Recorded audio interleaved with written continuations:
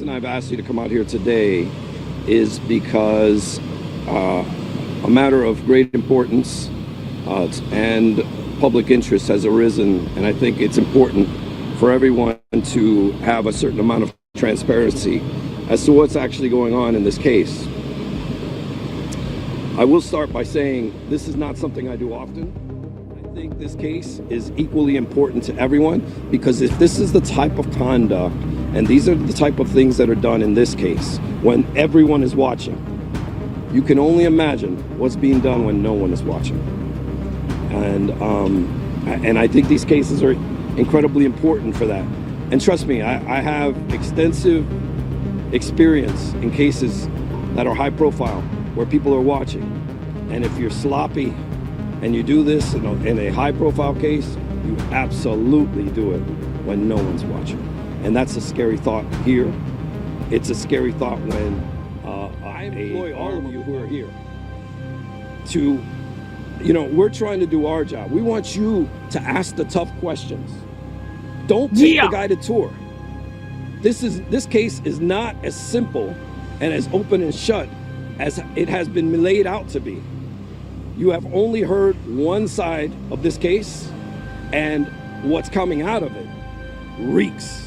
And I think all of you, it's your journalistic responsibility to seek out and ask them, why are you putting on a police officer who's lying on the stand? Why are you allowing that to happen? Why aren't you recording meetings with very important critical witnesses? Why are you not getting these statements completely locked down?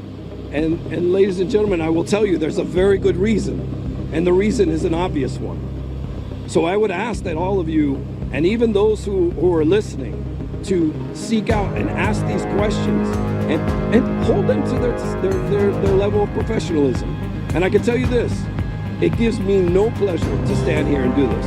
None whatsoever. It gives me pleasure, though, to be here. And I'll do it for you, Jose. I hate it. Hate it with every being, every part of my being. But I will do it. I will fulfill my oath as an officer of the court and as the lawyer who's been entrusted with Shanna Gardner's life.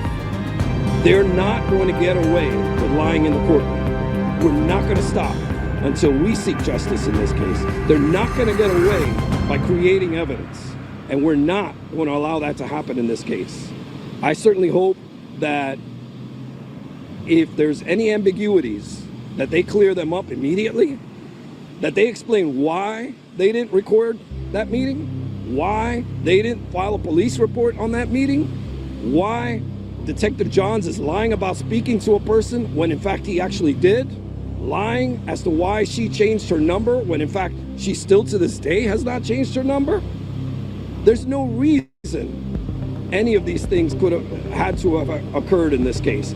If they really have a case, if their case is as open and shut as they say it is, to the point where they're confident enough to seek the ultimate penalty of death, then none of this should be going on. None of this. And the fact that they expect us to stand by and let it occur just isn't going to happen. Just is not going to. It's not going to happen. All right, guys, welcome to Truth and Transparency. It's a beautiful Monday. It's a beautiful morning. Okay. So here we go. Let's add to the stage. Title of this episode, welcome everybody. It's September of what? I don't know what the damn date is today. 29th. Let's write September 29th on all of our papers this morning. Shanna Gardner case. This is Florida versus Shanna Gardner. The title of this episode is Adelson 2.0, or is this a rogue new husband? That's the title of the episode. So what I mean by that is people are saying and suggesting that this is like an Adelson 2.0. First of all, I'm going to tell you why it's not an Adelson 2.0. The number one reason is that you do not have Georgia Kappelman as the prosecutor, who I believe hands down put together over the course of many, many years before ever there was an arrest with anybody. Lots of investigative hours, lots of working closely between the prosecutor's office and the police, and just on the up and up. This was on the up and up. And Georgia went about it that she first arrested the two, the one shooter and the guy that was with him. And then they arrested Katie McBanawa. Okay. And then they separated. Well, actually, they were tried together, but Louise took a deal. So whatever. Katie McBanawa was not found guilty on her first go round. It was a hung jury on hers. Okay. And then she went a second time, and then that's when she was found guilty. And then it was, okay, we arrested Charlie. Then he had his day in court. And then after Charlie's day, then it was Donna. Okay. And now we'll be left to see if something else transpires because of this. All right. Nobody in that boat, though, were they seeking the death penalty? No. Okay. Also, they know that Shanna Gardner was home at the time of the murder of Jared Bridegan. All the records, everything shows that Shanna Gardner was home. The records that even the police went ahead and did. So going back to comparing, is this Adelson 2.0? This is why I'm going to say no. They arrested Henry Tenon off of a traffic violation. They never arrested anybody to do with the Adelson case due to you didn't pay a ticket or it was a traffic stop and then we found like drugs on you or something like that. This case is they arrested Henry Tenon, okay, off of a traffic violation at first in August of 2022, and then had him sit in jail, but not before telling him that, well, we didn't really bring you in here because of a traffic stop. I mean, we did. You did commit that traffic violation, but we're also want to talk to you about the Jared Bridegan murder. Okay. And doing that for the purpose of let's see what shakes from Henry Tenon being arrested. And what are Shanna Gardner and Fernandez Saldana going to do? Okay. What's going to transpire because of that? Just like kind of in the Adelson case, there was the bump. Okay. But the bump came after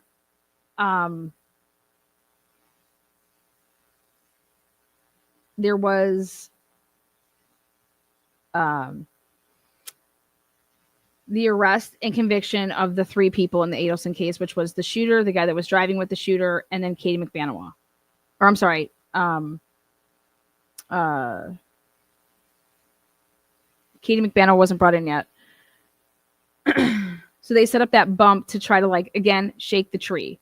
So they arrest Henry Tenon to try to shake this tree, get Henry Tenon to either maybe Mario Saldana's going to get him an attorney, get him out, whatever. Let's pay attention. We're monitoring their shit. We're monitoring their phone calls.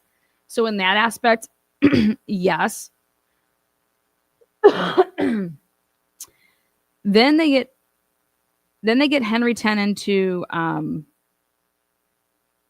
they let him sit in jail for 6 months. Then they decide they're going to arrest Henry Tenon now, who's still in jail for the murder of Jared Bridegan.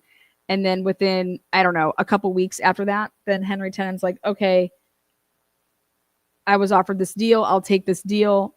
I'm looking at anywhere between 15 years and life instead of the death penalty. And I will testify on the behalf of the state. Okay. That I shot Jared Bridegan and I was paid by Mario Saldana. But something that has always maintained Henry Tenon's stance is that he never knew who Shanna Gardner was and never met her and never dealt with her. And so how do I want to say this? In the Jared Bridegan case, which is what is different from the Adelson case, is that Wendy was the one that was going to, quote unquote, reap all the benefits. Okay. Wendy's going to get her kids full time since Dan was killed. And then they're going to move to Miami Well, during the Donald Adelson part of the trial, it came out that Wendy basically lied to her mother about losing a relocation. Like, the judge ruled in Dan's favor and I'm not able to relocate. Okay. And this could never be brought forward again. That's not the truth. The truth is that Wendy stipulated that she would not relocate. And so there was no I lost type of thing. Wendy had her mother believing that she lost in court on a ruling by the judge to say, like, yep, you're not relocating. That's not the case. The case is that you stipulated that you wouldn't relocate. So it was like Wendy didn't want to go back and be with her parents. That's what it seems like to me. Yeah, I have no problem stipulating this because this will give me a way that I don't want to be by my mom 24/7, right? But yet she lies to her mom about that she stipulated that, right? But think about why she would lie to her mom about that. Because I don't want to be controlled by my mom. I want to make it seem like the judge ruled and it's just easier for me to deal with my mom that way. Okay? Which to me,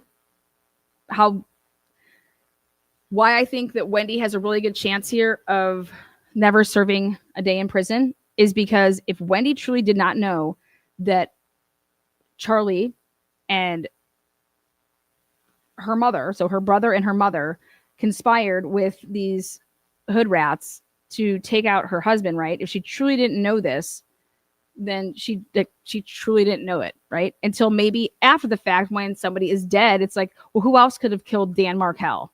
Wendy, come on. Why would he be dead? He's not involved with any, I mean, he's dead. Not only is it's not like some random place that he was getting something at a convenience store and the place got held up and he got shot in the crossfire. No, Dan Markel was shot where? In his own driveway and in his own garage. Okay. So that's somebody that would have had to know where Dan Markel lived, knew his schedule. Okay. Basically following him around to know this. That is what's similar to me in the Jared Bridegan case, is that Jared Bridegan was killed literally after a Wednesday drop off. So here I'm dropping off the kids to Shanna Gardner. Okay. And then Jared gets in his vehicle and he leaves. All right. And as he's leaving, within 2 miles of leaving from the home, a tire is put in the middle of the road in a very interesting location. And it's like he's ambushed. Jared would have to get out of the car to move the tire, they are believing. And then he's shot at and he's dead. Okay.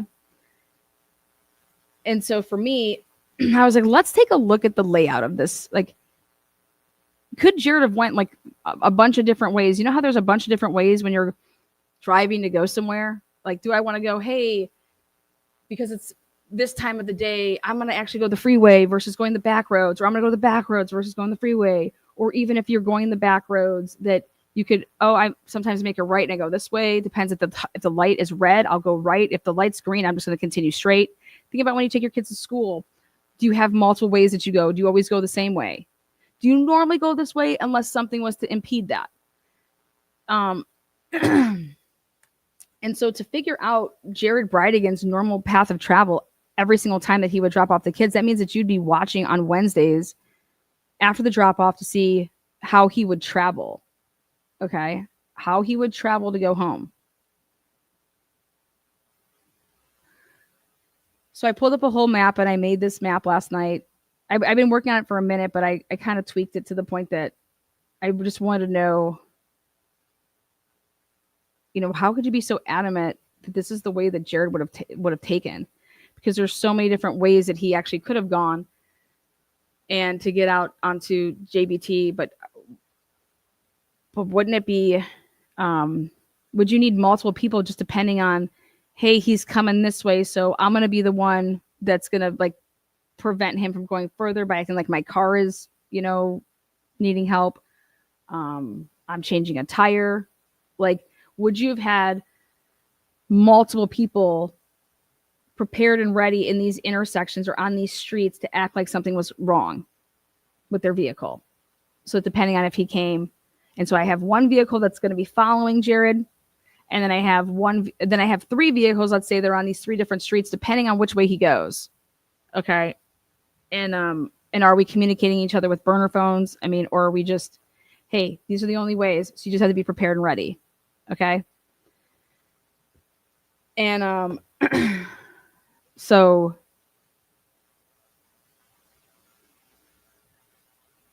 if you go through the discovery, there's going to be a ton of different people's cameras that were caught in this, that were obtained.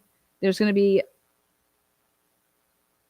not only are a ton of cameras that were obtained in the areas, but then a lot of eyewitness statements. And they then interview. Okay, let me back up.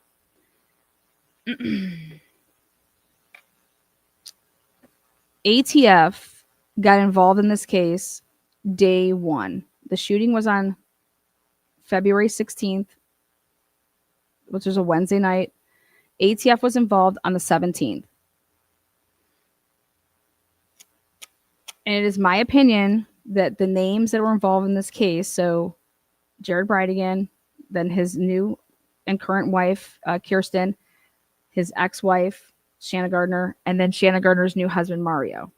If you were to like type those names in law enforcement databases, I believe in some capacity, I don't know how, because I'm not familiar with Jacksonville Beach and how they do things, but if you're calling in ATF day one to come in and assist, and they want you to do researching on these people, those four names, day one, they believe, in my opinion, the cops believe that it's either the current wife or it's the ex-wife. And so we want you to search these people's trees, like who they hang out with, go get their phone records, all this stuff, right?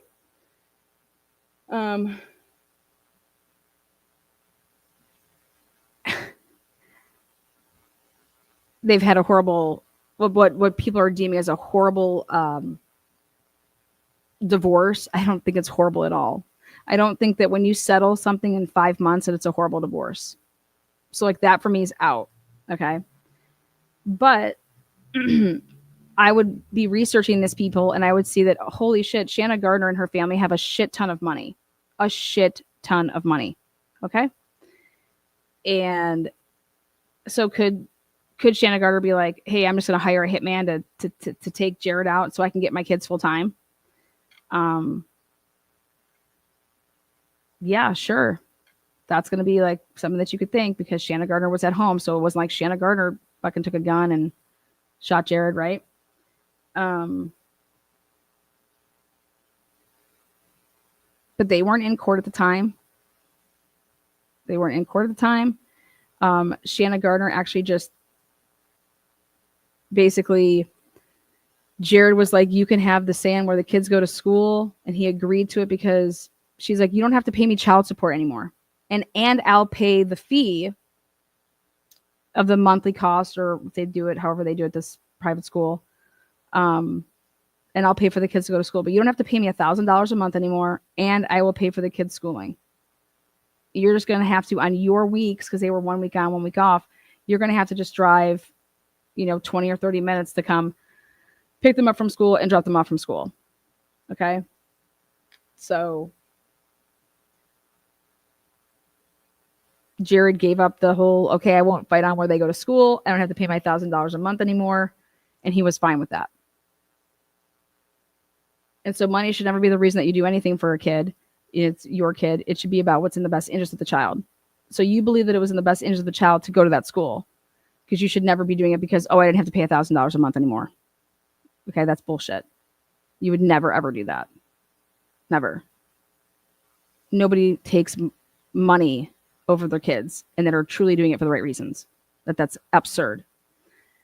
The school was a good school. It was a Montessori school. It was called the Discovery School. It was a private school. Okay. So we go back to this murder for hire. Well, prior to the murder, Shanna Gardner told the school in January of 2022 that her and Mario were going to be getting a divorce and that they're waiting to tell the kids and do everything once the school year is over because they don't want to do it during the school year and disrupt anything. So this was in January, which had been a month before the murder. Okay. Now, not only did Shanna Gardner tell the school that, she told her friends that. People are going to be testifying to that. Without a doubt, that happened.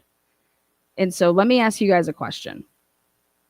If you have a cake life, because Shanna Gardner, I'm married to her, and her parents are giving us a stipend. Her parents have this money I can just get to whenever, or and Mario Saldana doesn't have to work. He's basically like literally the Manny. Okay. If you get divorced, who's the person that's going to immediately be out? Shanna Gardner's like, dude, I'm fucking divorcing him. That means Mario Saldana is the one that's about to be out this cush lifestyle. Right? Not Shanna Gardner. Okay. People could say, well, maybe she was just telling people that she was going to divorce him, but that really wasn't the plan. It was that, but that was just part of the plan to make it seem like, you know, how could we be planning a murder if I'm going to divorce this motherfucker? Right? Right. Okay. So, but,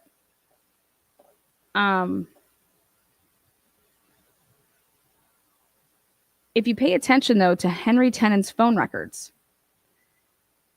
it wasn't until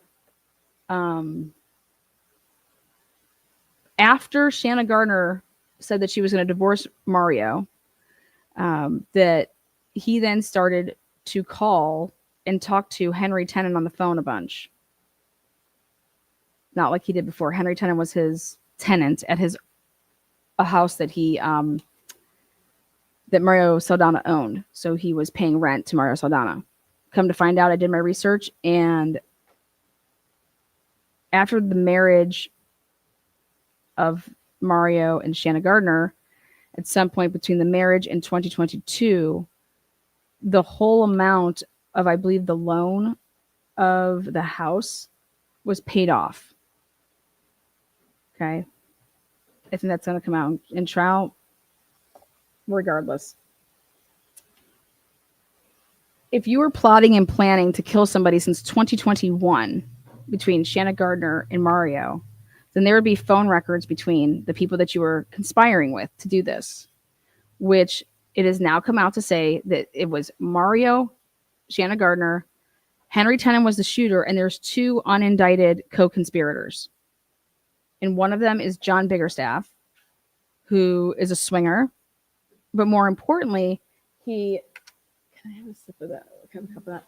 But more importantly, he was flagged through the FBI because of his involvement in human sex trafficking. Okay. So, how anybody would think that it's a great idea that, yeah, we should kill somebody right after they drop off kids, and that the only people that are going to know somebody's route and know when there's this drop off are the parents. I mean, you have to be out of your mind, right? Like, how stupid is that? But if Mario Saldana did this without Shanna Gardner's knowledge, okay, for the purpose to say, hey, now you're stuck with me, okay, or blackmailing in a way that people are going to believe, oh, there's more in that fridge. Oh, sweet. Thank you so much. The timing for me with this is everything. Oh, thank you.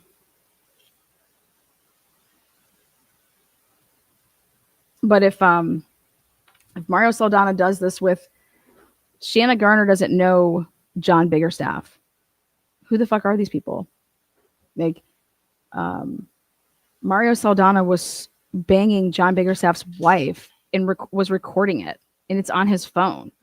And Mario Saldana is a swinger.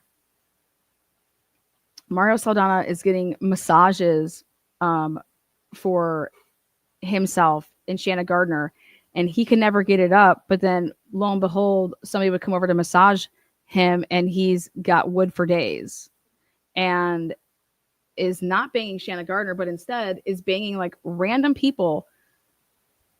And it's almost like he's a sexual deviant because having normal sex does not arouse this guy. He has to be in some type of weird ass shit.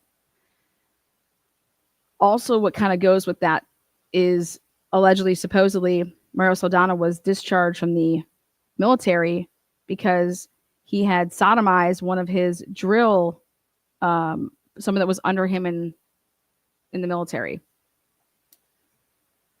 They ended up, that case was dismissed. Okay, well, we know how things can happen in the military.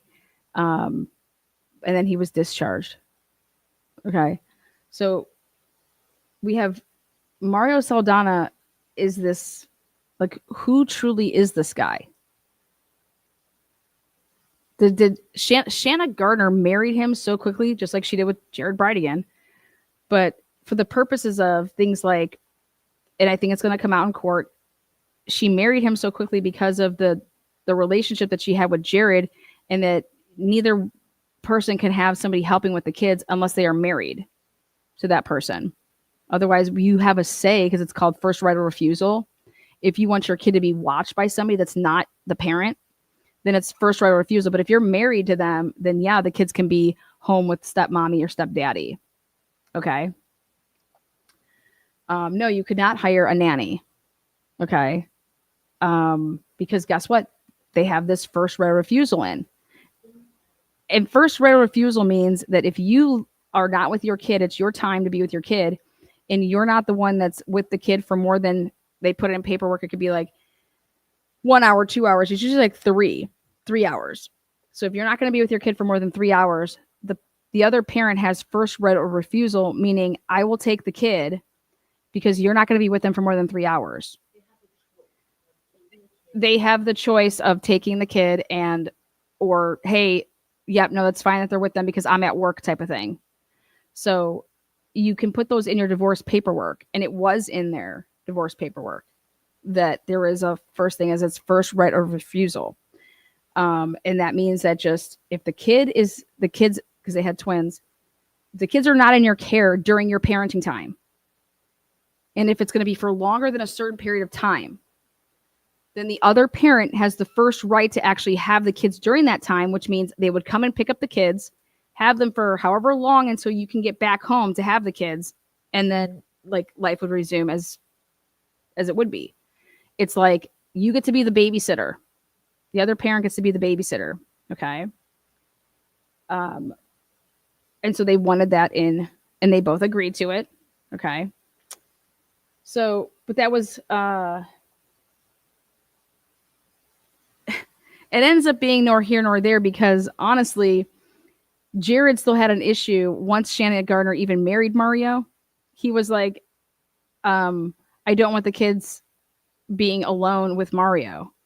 And then she's like, well, I don't want the kids being alone with Kirsten. Like, what are you talking about, dude?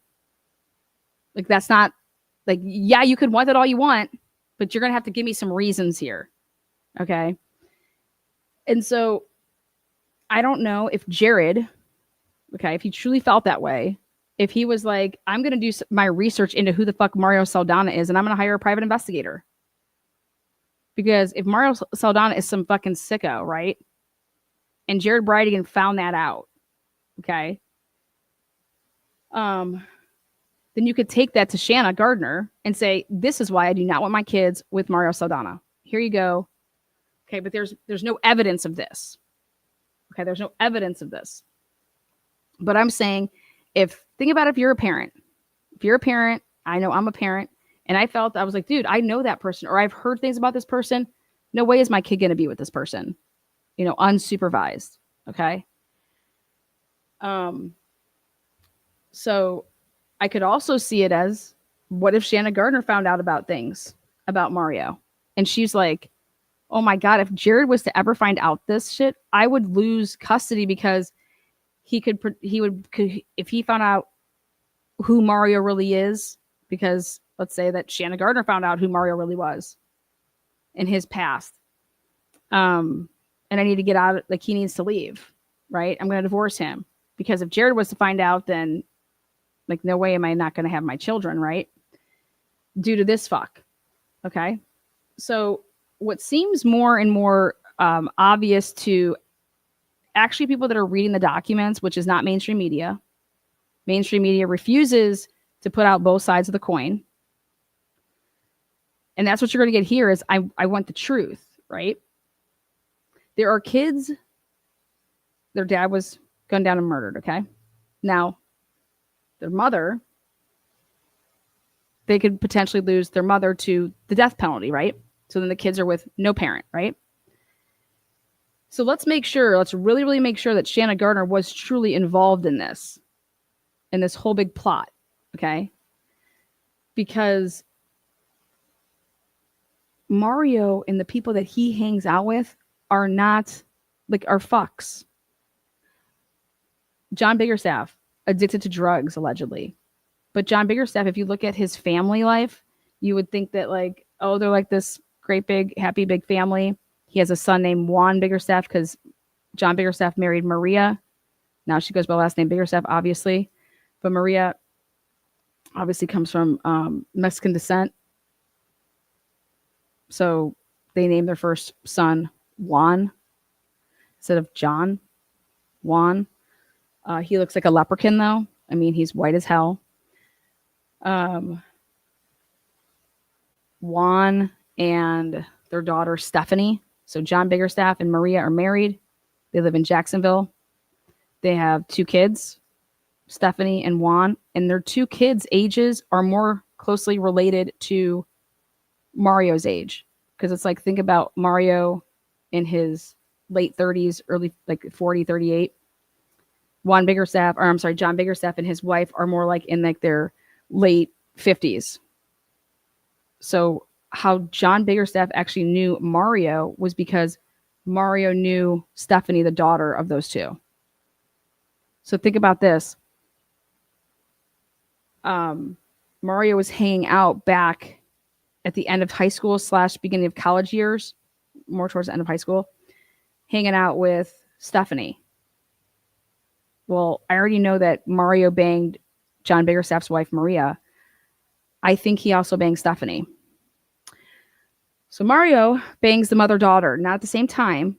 Okay, but how fucked up is that? But here, when Mario went away to do military stuff and then came back, John Biggerstaff, the dad, said that he was working out with Mario before he went to the military. And then when Mario came back, they like reconnected and they would work out, you know, just shoot the shit, whatever. So here, my take is that Jose Baez is saying, listen, this all reeks, and it reeks because of the investigation from the ground up, and it reeks because of the lies. And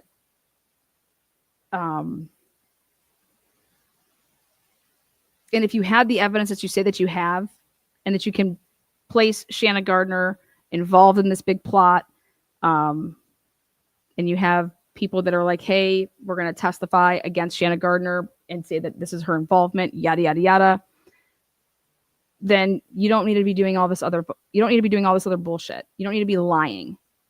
Okay. You don't need to be lying about what these phone calls consist of. You don't need to be lying about what somebody said to you. You just don't need to be lying.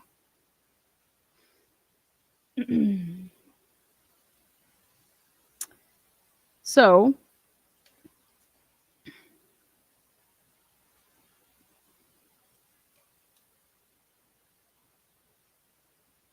I want to read to you guys Mario Saldana's interview with the police the first time. And this was on March 1st. At approximately almost 10 o'clock, the interview was conducted. Mario Saldana began describing how he met Shanna Gardner while he was working at Black Hive Cross Fitness Gym in Jacksonville Beach. Mario was introduced to Gardner's children at this time. The situation between him and Gardner was described as unique because of the dynamic with Brightigan. Mario explained they quote unquote sealed the deal very quickly. This was done because Mario would not be able to have a role with the children until they were married. Mario stated he made an attempt to speak to Jared once he was married to Gardner. So the timeline of this is Jared gets married at the end of 2017, I think in October. Then in 2018, Gardner and Mario get married. And the killing isn't until 2022. So Mario advised that Brightingham did not respond to this request for him to talk or whatever. The conversations had between the two families were usually conducted by text message and email. Mario described the conversations between Brightingham as pestering.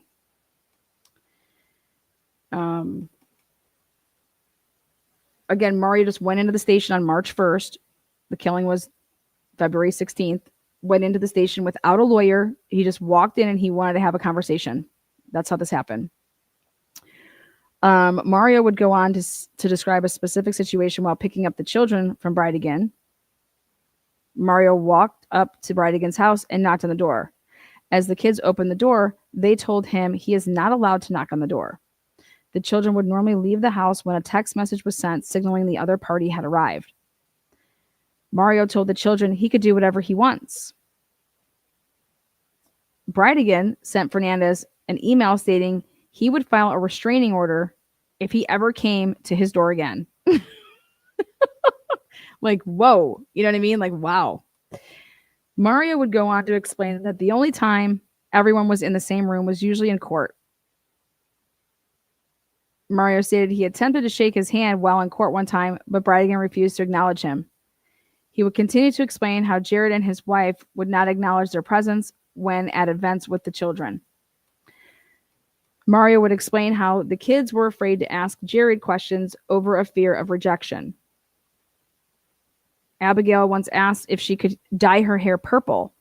Jared told Abigail she would not be accepted into the church if she had purple hair.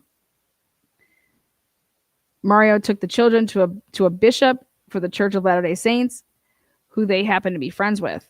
According to Mario, Brightingham drove to the local Church of Latter-day Saints in Neptune Beach and confronted the bishop. Mario stated Brightingham got into an argument with the bishop because he was befriending Gardner. And this is all true. This is going to come out. He would go to explain how Jared drove by the bishop's house, and this prompted the bishop to contact their legal section. Mario began explaining how date night worked, which is the Wednesdays of the week. And so this is how it worked when Jared was picking the children up. Mario stated that when Brightingham arrived, he would text here and the children would exit the house and get into the car with their father. When the children would arrive, they would simply go through the garage if open, and if not, they knew how to work the keypad. He would continue describing how the dogs would bark and alert them the children were home. There was no agreement to tell the other parent where the kids would go for date night.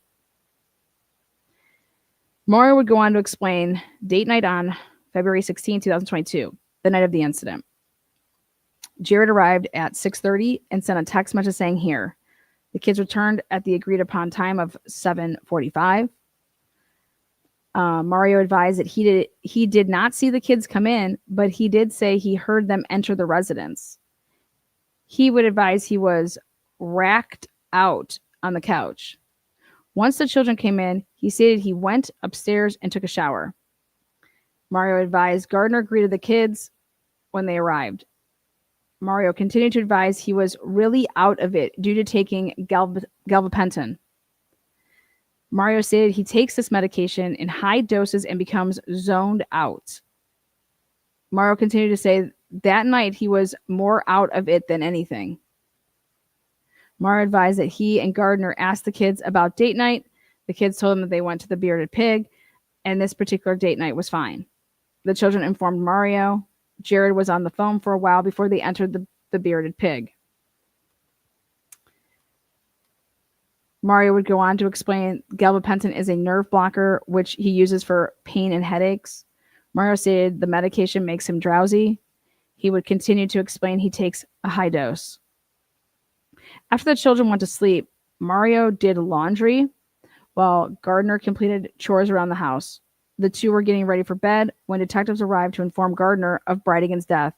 Now, I just cannot believe that they would actually go to her house right after the murder and say, hey, we're here to give you a death notice.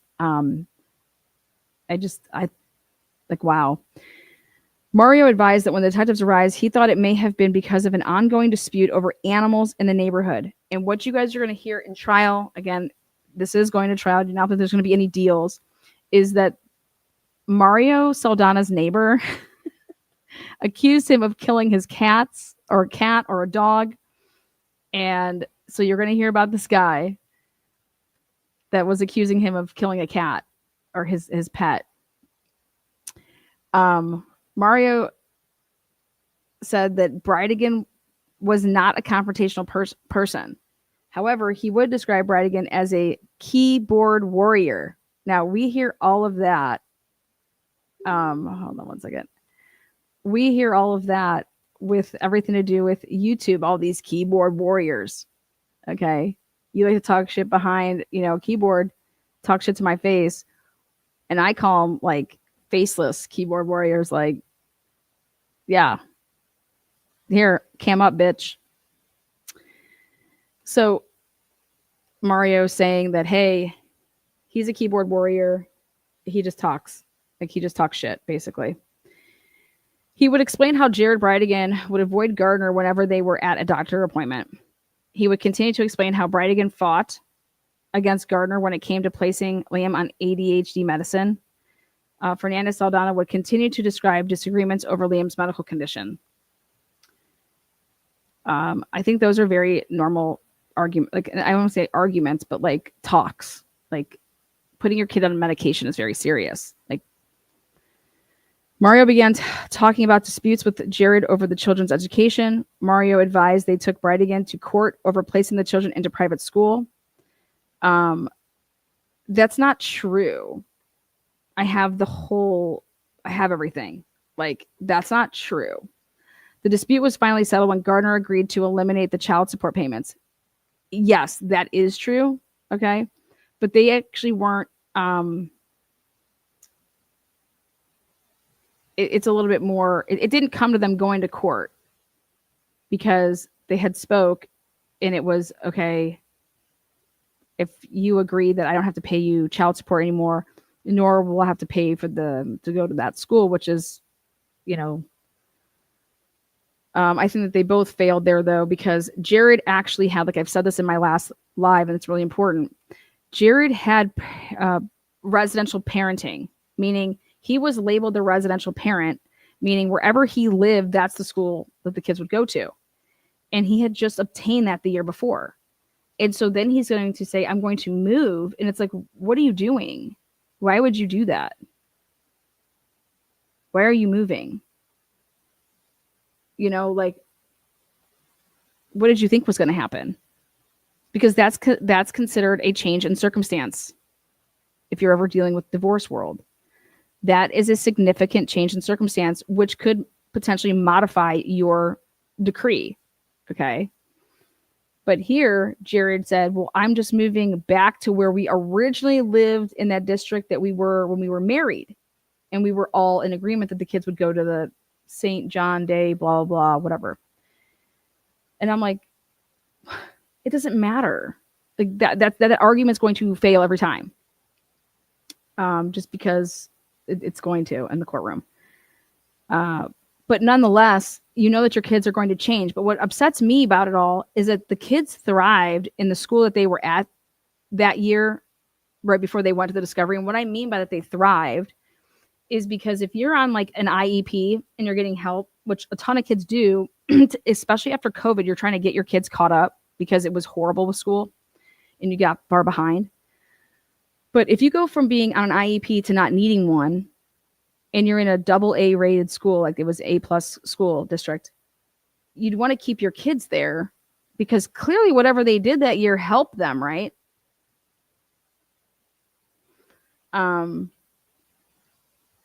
So also, why wouldn't you look for a house that would still be in that district then? I mean, why'd you need to move back? Regardless, whatever. You knew what it was going to bring on. And what it would bring on is, here's another chance now for the courts, if Shanna Gardner wanted to. But either way, if you move from where you're going to be at, the kids are moving schools regardless, because you cannot go to that district anymore, and you cannot go to that elementary school because you don't live in that zone. Like, that's just a no-brainer. You move, the kids are switching schools regardless. So then that would bring it back to the courts for you to say, hey, if the kids are switching schools regardless, if we put them into a private school, it doesn't matter where anybody lives. The kids can always go here. And that to me is a very strong argument. Like, enough of this whole tug of war, which is Bell versus Bell. If you guys ever want to learn a lot about how you would ever want to defend yourself in the divorce world, I should fucking have a podcast about it. But it would be strongly, if I was a judge and you brought the argument to me, it was like, hey, we're not going to keep doing this. You can move around and the kid's going to switch schools every other year. Like, how could that be good for the kids? It's not. Okay. So Shanna Gardner would have a really strong argument if she says, if we put the kids into a private school, it doesn't matter where we live. They can go there. And she's absolutely correct, which would eliminate the whole bouncing the kids around, which would be in the best interest of the child. And so they would find in that favor. And I think that Jared's lawyer advised him of that. Like, she has a really strong argument here about putting the kids into a private school where it didn't matter where either one of you guys lived. So you might want to try to get something out of this, which is, if she's willing to say, hey, you don't have to pay me $1,000 a month anymore, and she's going to pay for the schooling, that's something that you may want to consider, because you may lose this argument in court, and here you're not going to get any of that out of it, which is then the courts then saying you're still going to pay $1,000, and now you're going to be paying half of the school tuition. So that's what I believe happened, but here nor there. And this school, by the way, was literally a block away from where Shanna Gardner lived. Like, no joke, the kids could walk there. So they ended up going to that school. They ended up starting that school year, 2021, at the Discovery Montessori School. And then Jared's killed in January of 2022. Because remember, in 2020, it was COVID for like the 2020, 2021 school year. And remember 2019, and then into the 2020, when March 2020 happened, that's when everything was shut down and kids weren't even able to go to school beginning in March of 2020. And then some schools didn't even reopen then in September of 2020. I know here in Ohio, depending on if you were like in the preschool, kindergarten, no, but if you were above that, then they did have it. But so I know for us, there was no school from March, for at least for my kid, from March of 2020. For the rest of that preschool, it was like preschool. And then that whole next preschool year closed. They didn't even open up the doors in the district. And that would put your kid back. You know what I mean? That would put anybody's kid back. So yeah. I'm moving on. Okay. It was explained that Brightigan would not attend teacher-parent conferences with Gardner and Fernandez. They would have their own setup. I think that's, if that has to start happening, I'm just saying, like, that's the worst.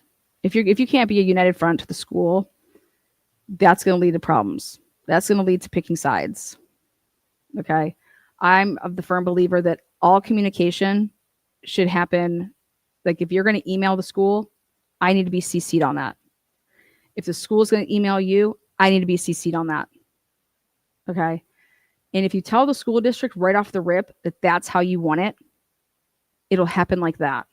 You don't need the other parent's permission for that. Anything that's talked about with your kid, you're CC'd on. Period. And it will have to happen. Like, there is no. Any communication that you have with my child, I am involved in that. And then you just slap down 100%. That's part of, regardless of if you have equal time or not, that is a parental right. And so just so everybody knows that out there, that is a parental right that nobody can take that from you, regardless of your time, your parenting time. Okay. So,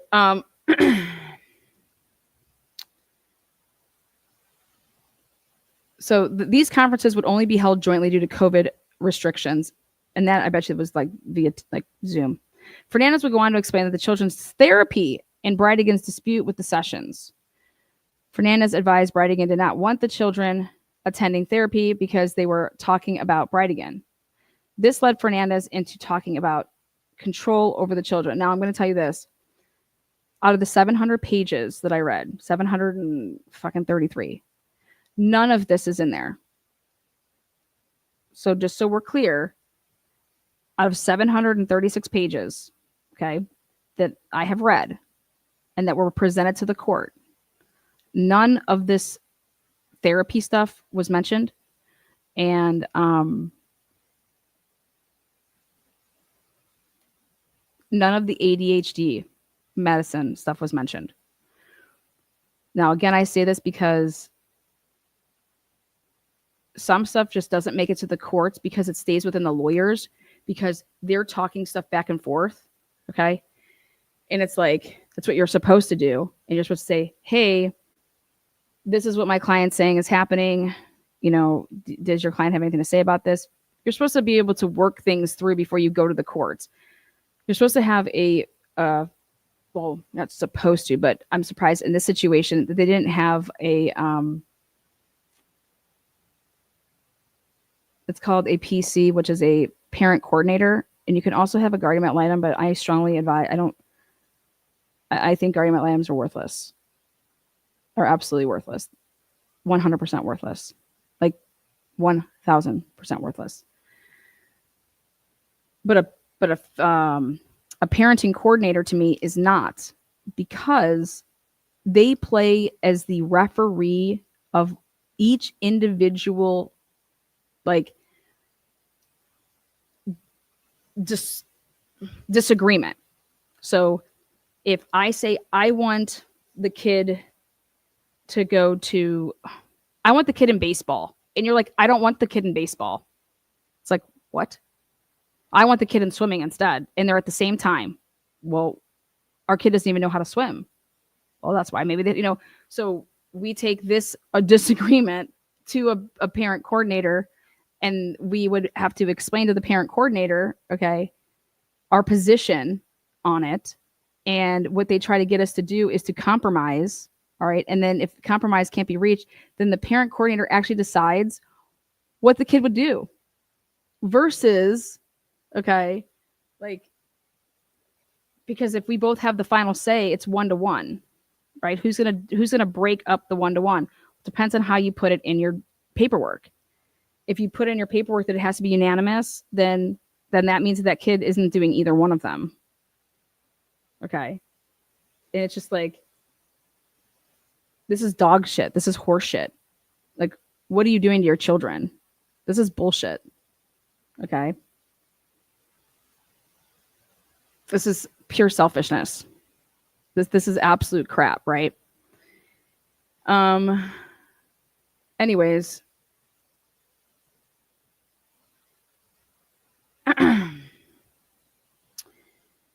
Bridegan said that he did not want the children attending therapy because they were talking about Bridegan. This led Mario into talking about control over the children. Mario stated he felt the kids would be better off if Gardner had control of the custody. They had 50-50 custody. Okay, this is Mario speaking. This isn't Shanna Gardner's not in this meeting or this interview. Mario just walks in there and just starts saying this shit. He would continue to advise if they could bend the custody to 60-40, the kids would be better off. 60-40? What are you talking about? Like, he doesn't even understand. Mario Saldana doesn't even understand that 60-40 what? Parenting time? What are you talking about? Your parenting time has nothing to do with what your parental rights are. Okay. So basically, what Mario was truly trying to say, but he doesn't know how to say it, is listen, we can be 50-50, but I need to have final say in medical decisions. I need to have final say in school. He wants Shanna Gardner to basically have final say, and no parent should ever agree to final say for the other parent. Okay. I do not care what the situation is. You would never, ever agree to that. Do not give up your parental rights. There is no reason to do it. Okay. If you're of sound mind, all right, you always want to have a say, and you always have the right to a second opinion, for the record. Anyways, but this whole 60-40 thing, he's so fucking ass backwards. Okay. Because 60-40 is like, you could be talking about financial stuff. Like, do you pay 60% of something and that person pays 40? Like, are you talking about the time? 60-40? That's not even an option. Idiot. Absolute idiot. Mario stated he wanted to push Jared into a corner to force everyone together on the children. What? I cannot believe that these words are being said. Now, I have to hear the audio because we know what they do in police reports. But I just cannot believe that he would go in there and be saying things like this. Mario advised they could just suck it, in quotes, and he doesn't care if they are uncomfortable. Because Mario, I could see him saying this, like, they need to talk stuff out. Like, enough of this, like push everybody in a room and like we're all gonna like figure this out. Fernandez stated that he is confrontational and he could shut them down if they had control of the custody. And you're a moron. That's not what you have control over. It's control over parental rights. And you're never going to have control over that. Mario continued to advise they wanted to push for a social investigation. And let me tell you what that means. And she was, but it was in a different capacity. Shanna Gardner is not all she wanted was a PC on the case. She wanted a parent coordinator on the case. So that way it was, we're not going back and forth with these lawyers. We're not going back and forth with the courts, but we're just dealing with a parent coordinator. Whereas, and for Shanna Gardner to say that she wants that means that she believes that her arguments are so sound that, yeah, I would allow a parent coordinator in on my life like that, because you are giving up rights with that. And so that was just really interesting that it was her who wanted that.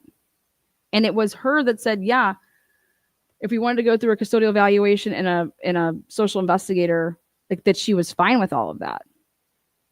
And I'm going to tell you guys out there that are ever dealing with that, you do never agree to that. Don't ever do that shit. Okay? No. Because your kids get brought into that. Don't ever say that you want that.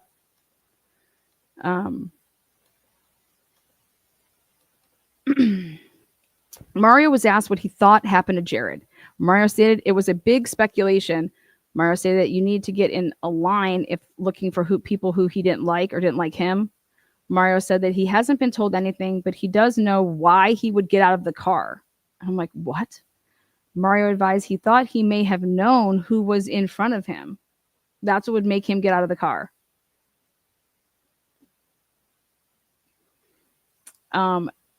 He would go on to explain if something was about to go down, he would run them over or speed away.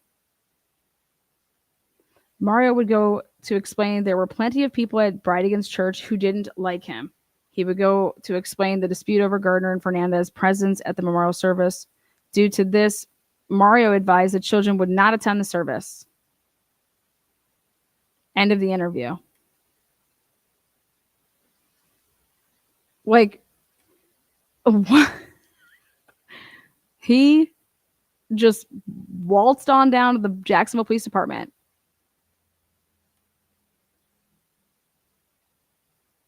And did this interview. It was audio and visually recorded. Now, right before he did that,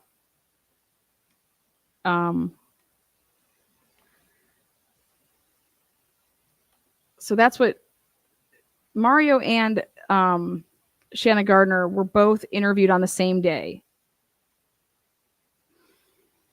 Anyways, so if Mario was a control freak and Shanna Gardner was like, dude, we're done. I'm not doing this anymore. We're done. Like, we're getting a divorce. Like, it's fine. I'll deal with it. But she's getting a divorce. Why would Mario go out and kill Jared Bride again? Like, even if there was a murder for hire plot, let's say, but this person's planning on divorcing you, why would you ever continue to even go forward with that? And knowing that you're just going to be getting divorced, and like, what?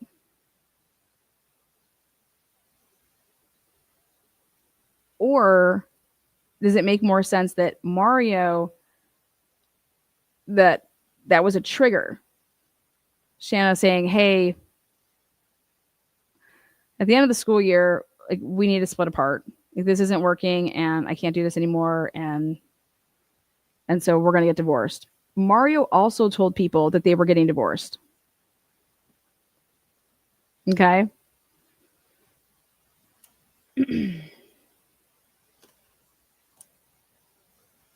What did Mario have to gain through Jared's murder?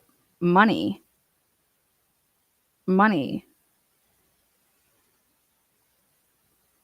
Blackmail. Well, you're not leaving me now. We need to stick together, or I'm going to tell them that we all conspire to take and kill Jared. He wanted to keep that cush life. By killing Jared, he would get that.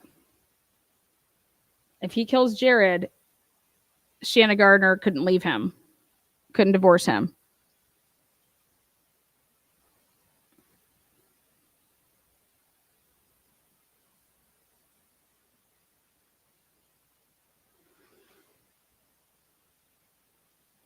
Let me also explain this, that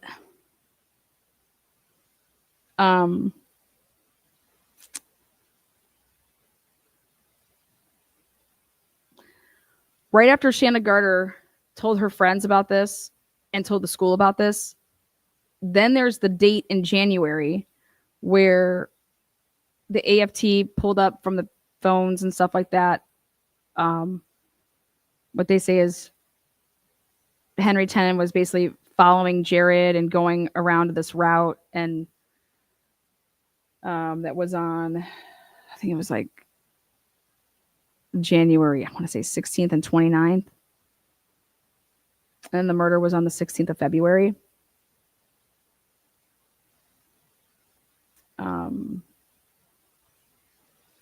Yeah.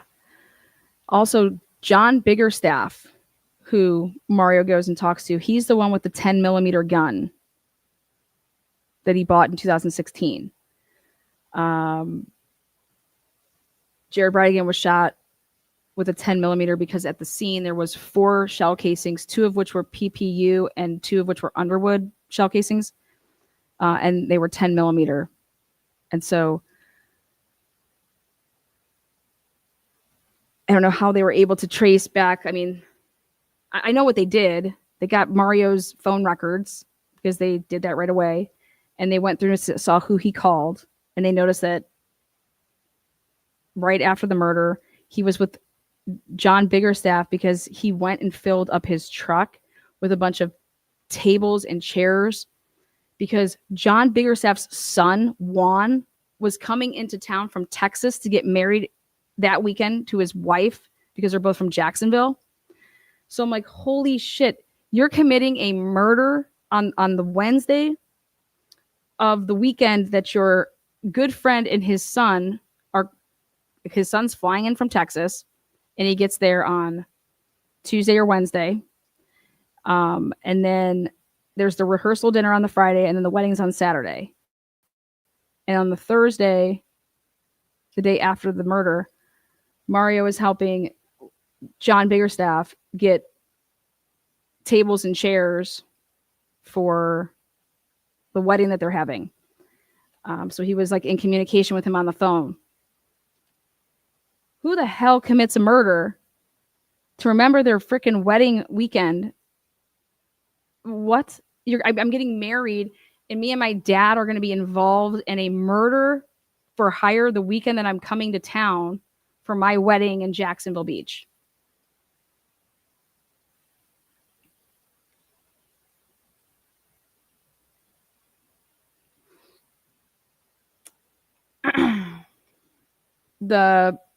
Oh yeah, you want to check out my last episode that I did on this, and I do a 45-minute timeline of everything.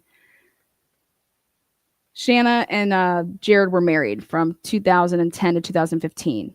Their divorce was finalized in July of 2015.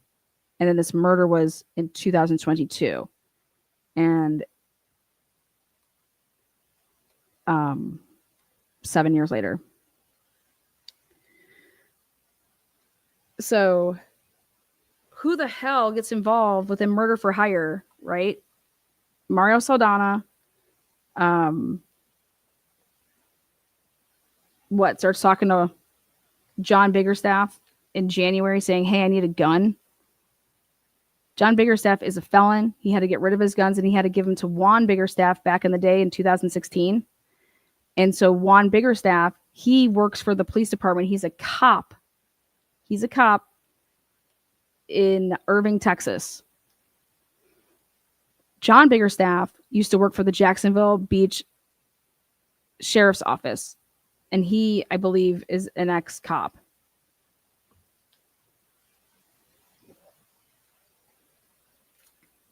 This doesn't make any sense to me. Well, it's going to be really interesting at trial. What doesn't make any sense to me is that the tire that was in the middle of the road that Jared stopped for allegedly, that tire, they said they were able to trace back to a 2004 F-150.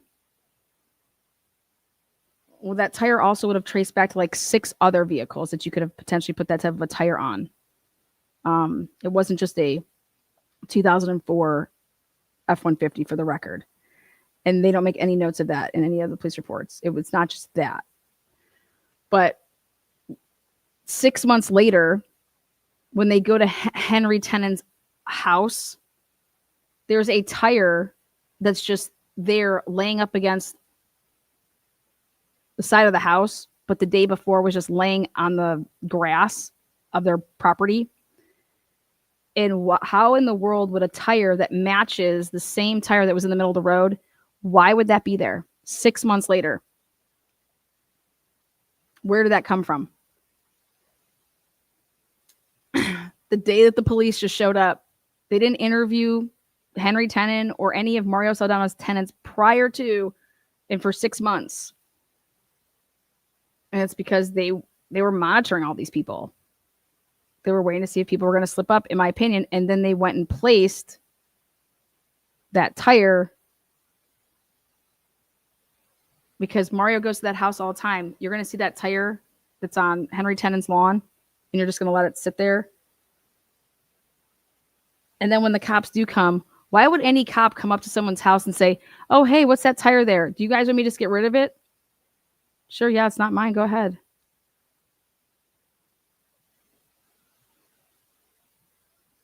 Oh, Jared, they had been married. Here. You guys to say it. We don't know the case. Hold on.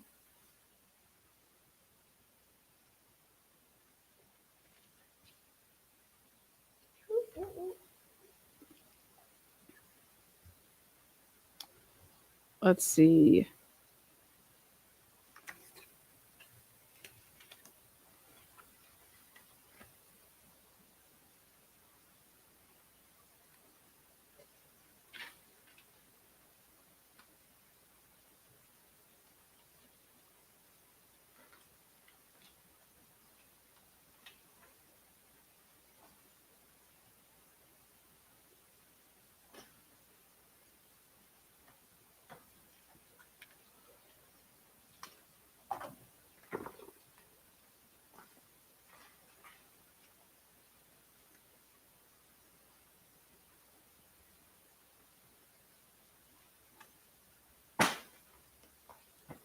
Okay.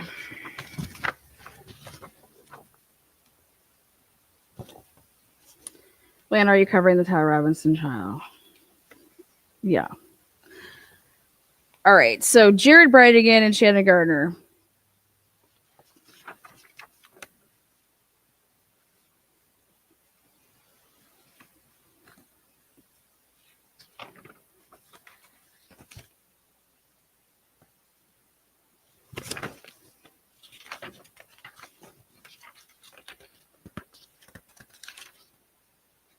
Okay. They get divorced in 2015. Jared Brightigan meets Kirsten Brightigan. Their connection was instant, and it wasn't long before Jared was making the effort to see her in person. She was from Charlotte. Despite the distance between them, Jared lived in Jacksonville while she was in Charlotte. He was determined to make it work. Every weekend when he didn't have his children with him, Jared would drive the long 6.5 hours just to spend time with her. These weekend visits became the foundation of their budding relationship with each other, visits bringing them closer together. After about 4 months of long drives and cherished weekends, Kirsten decides to take the leap of faith. She moved to Jacksonville, eager to start a new chapter with Jared. Their relationship, which had started with a simple swipe on a dating app, it amounted to marriage in 2017. On October 22nd, 2017, Jared and Kirsten married, and then they later had 2 kids. So in 2015, in July, Shanna Gardner and Jared split. Their divorce was finalized. She filed in February of 2015. The divorce is finalized in 2017 or 2015 in July. Jared, before meeting Kirsten, he had gone to Utah and actually had met a girl named Emily. Shanna Gardner basically was raising the kids on her own on Mondays through Fridays, and Jared would travel back and forth from Utah to Jacksonville via flights and see his kids like once or twice a month.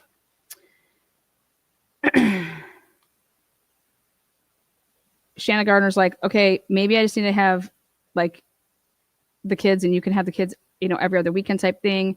Maybe we need to, because it was 50-50, but you went off and went to school in Utah and you kept your residency here in Jacksonville, but you went and got a different residence out in Utah. He got engaged to a girl named Emily before he married Kirsten. Okay. And there was a big old blow up with that. Emily ends up calling Shanna Gardner. Shanna Gardner actually hosted Emily at her house for a night or two, and they broke up that engagement. So there's issues on both ends. Okay. After Kirsten and Jared Brightigan got married in 2017, Shanna Gardner and Mario Saldana in 2018, Gardner and Mario quietly got married in Jacksonville. It was a private affair with no one outside their immediate circle aware of the union. To most, it seemed sudden and perhaps even hasty. Well, guess what? Shanna Gardner married Jared Brightigan after a couple months.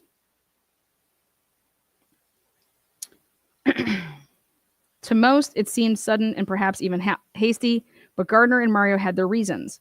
We didn't know each other very well when we got married, Gardner later confessed, acknowledging the unconventional nature of their decision. Mario and Gardner had just started dating when they decided to take a trip to Utah to visit her parents. Shanna Gardner, her parents lived in Utah. It was an opportunity for Mario to get to know Gardner's family and to deepen their relationship.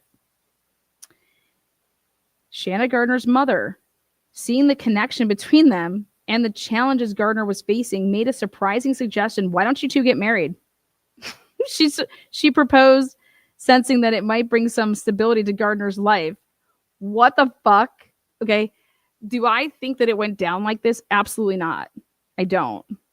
But whatever. Gardner was taken back by the idea. She knew that their relationship was still in its early stages and that marriage was a big step. Mario was 5'4", by the way. Shanna Gardner is 5'9". Okay, Mario 5'4" in his driver's license. We wouldn't have had a typical marriage, she admitted to Mario later when they discussed her mother's suggestion. But there was a certain convenience to the idea, especially when it came to the well-being of her children. Gardner and Mario both wanted what was best for the kids, and they recognized that their partnership could offer a supportive environment. So basically, they got married so that Shanna Gardner would have help with the children because Jared wouldn't have allowed based on this divorce decree, first right of refusal, like if you don't get married to me and I don't get married to you, this isn't going, like, you're not going to be able to be here watching the kids. He'll have first right of refusal. But what would be interesting to me though is everybody always says I want first right of refusal. Well, that means that you would have to come and get the kids, and you would actually have to be the ones with them. You can't just come get the kids and give them to who? You think you're just going to give them to Kirsten Bride again? While you're not even at home? No, that's not how it works. Mind-blowing. Mind-blowing either these people are just stupid or this isn't the story. But anyways, now, Mario was in the Army and was charged with forcible sodomy and sexual assault for forcing a recruit under his charge while in his position as a drill instructor in the U.S. Army. The charges were dropped, and he was discharged less than honorable January 9th, 2018. Okay. So think about this. I don't even know if Shanna Gardner knows that. I do not even know if she knows that. Maybe what I'm saying at the time of, so Jared Bridegan gets married in October of 2017. So then you only have November, December, then January. Homeboy is discharged, not honorably, but one less than honorably. In 2018, Gardner and Mario quietly got married in Jacksonville. It was a private affair with no one outside their immediate circle aware of the union. One of the primary motivations behind the marriage was the children. Mario wanted to help Gardner with her kids, but Jared, Gardner's ex, was hesitant about allowing another man to be involved in their lives. He doesn't have a say. So this person's that's just writing this part. Yeah, that's great, but oh well. The only way Jared would agree to Mario's involvement was if they were married. So with that understanding, Gardner and Mario took the plunge, formalizing their relationship in a way that allowed Mario to be part of the children's lives. It wasn't the traditional love story, but it was one built on practicality and a shared desire to do right by the children. So when people say, well, why wouldn't she just hire a nanny? That's what I said. Well, then I read their whole divorce and I was like, this is why she couldn't hire a nanny. She couldn't hire a nanny because of this first right of refusal. But how can Jared even invoke that if he's not going to be the one that's actually caring for the kids? Because Shanna Gardner worked a lot. She worked a lot of jobs. She worked at the gym. Then she started off her baking, like 404, what was it? 404 Beach Baked. She's really, really talented, artsy type person. Anyways, also she had huge trusts. I mean, her family is worth, when I'm talking like millions, I'm talking millions. But she never talked about it. Sources that I have had no idea that Shanna Gardner came from money, that were friends with her, because she didn't go out flaunting. She worked, like, she was working all the time trying to get, do her shit. When Shanna Gardner and Jared Bridegan were married, they were getting $8,500 a month from the family, because as long as you were married and you were involved with the church and Jared was going to college and getting his master's or whatever, then the family here. They also Shanna Gardner had different trusts because of the different companies. But Jared tried to get an app up and running and took $150,000 of one of the accounts, and it didn't work. So it's like, okay, he's just blowing that, he just blew that. I don't think Shanna Gardner cared, but whatever.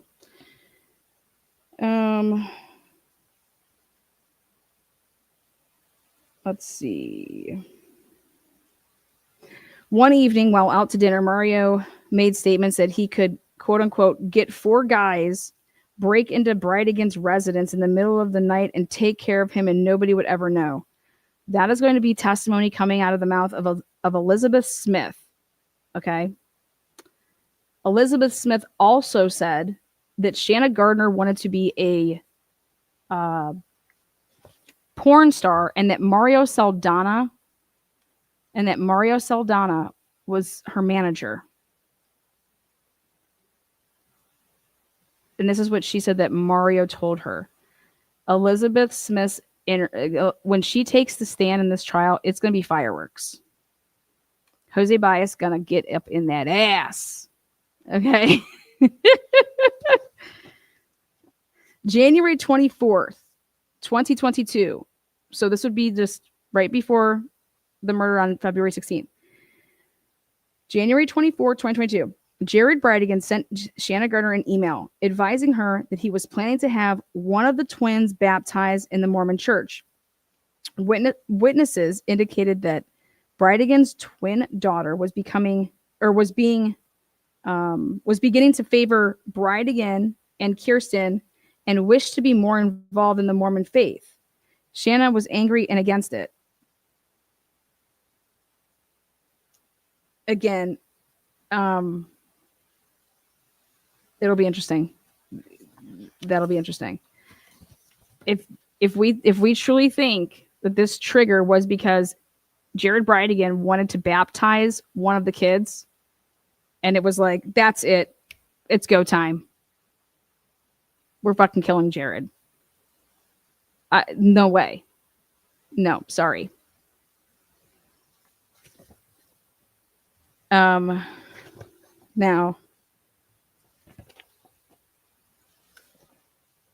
the day of the murder, February 16th, Jared Bridegan had just dropped off his twins at the home of his ex-wife, Shanna Gardner, and her husband, Mario, after taking them out for dinner and ice cream. So they had a 1 week on, 1 week off, 50-50 split. The week that you did not have the kids, you were able to exercise a date night, which was Wednesdays from 6:30 to 7:45. Okay. So you'd have to drive over, pick up the kids, take them to dinner, and then, because it's a long time to go for a whole week and not see your kid.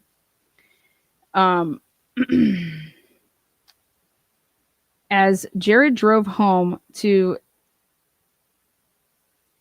with his 2-year-old daughter, because remember, when he then remarried Kirsten, they had two kids. And so he took the twins out and he brought with them one of his other daughters. They say that he stopped for a tire place in the middle of the road. He was tragically shot multiple times. There was 2 times he was shot in his shoulder area, the side, the drive, if he was driving, there's the shoulder. Though his daughter was unharmed and witnessed the entire incident, with several bullets hitting the car, striking within inches of the young girl trapped inside. That's why there's a bunch of different counts, and one of them is child endangerment, because the little girl was 2. And the twins at the time were 9. So on February 16, 2022, at 7:30 p.m., Jared drops off the 9-year-old twins at his ex's home.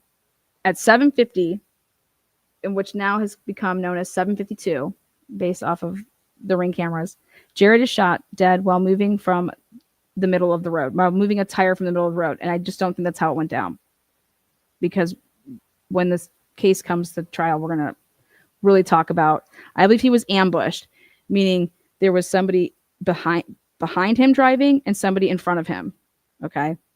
This wasn't Jared, that a tire was just left and Jared's like, okay, I'm going to stop the car, move this tire. Because wait till you see the area of this little patch. Jared was found 2.2 miles from Shanna Gardner's home. There became a vehicle of interest. And what they're trying to say is there was a Ford F-150 that became the vehicle of interest. However, if you actually read this discovery, there are 3 different types of vehicles that are of interest. There is a black truck that's a newer one that's a Ford. Then this older model Ford. Then a white van, and then a 4-door smaller sedan.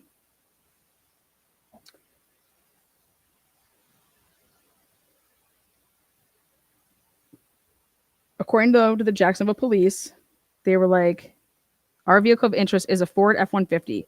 The truck is believed to be dark colored 2004, 2008 Ford F-150. The car has running boards, brown trim, and a silver toolbox. This is what they put out. The truck was seen driving on Shutter Ave, passing the police department close to Shanna Gardner and Mario Saldana's house. And I was like, wait a second, Shutter Ave, why would anybody who's going to commit this crime be anywhere near the Jacksonville Police Department and to be passing over there and to be anywhere over there? What are you doing? Right? But then I was like, well, how far is that from where the crime scene is? Because how are you, just because a car is seen over there, how are you saying that that's the same vehicle that was over at the crime scene? You get what I'm saying? So it's all within relative of like, where are these locations at? So I went ahead and I mapped all this stuff out. Police are also asking the residents, this is what they put out back in 2022. Police are also asking the residents if they have any home security camera footage between the hours of 6 p.m. and 8:30 p.m. on February 16th, 2022, involving a black in-color SUV. So this is what they were asking for the black SUV for, because they believe that this person was following Jared Bridegan. Jared Bridegan had the black SUV. He had a 2018 Volkswagen, whatever it was, Atlas or something. And so they wanted people not to look for this blue, possibly Ford truck. It was look through your security cameras, okay, in this area and let us know if you see an SUV that's black between this time and this time. Police not only had surveillance audio from neighbors, but they also obtained surveillance footage of the ambush murder. So it was put out there that they obtained that this murder was caught on video. Well, I can tell you guys right now, that's not the case. This murder was not caught on video. The video showed the muzzle flashes and the shooter running off, the report state. Shooter fired 4 shots, 2 hit Bridegan and 2 hit the SUV. Jared Bridegan and the funeral individual. So Shanna Gardner, instead of going to Jared's funeral, she decided to hold her own celebration. Her family claimed in the blog post on March 21st, 2022, that Gardner and her family and everybody who knows her was uninvited from the funeral because it was like only the twins can go and you guys can't come. And so it was like, well, if we're not invited, then the twins aren't going. After Shanna, along with anyone who knew her, was uninvited from Jared's funeral services, Shanna and the twins planned their own celebration of life. It was so sweet to see Liam and Abby surrounded by family and friends as they recall happy memories of their dad. Just before sunset, everyone cut flowers from a beautiful arrangement, walked over the dune together, and tossed them into the ocean as a farewell. The guests received heart-shaped cookies made by the twins, with their mom's help, of course, because that's what she does, to thank them for joining in the celebration. Later, Gardner added that Kirsten offered to arrange to pick up the twins prior to the memorial service and then bring them back. But since not one person from Jared's family, including his parents, had reached out to either one of the children, the twins didn't want to be without their mom. Again.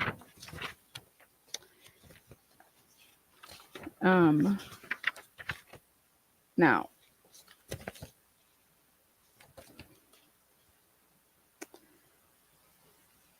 Okay.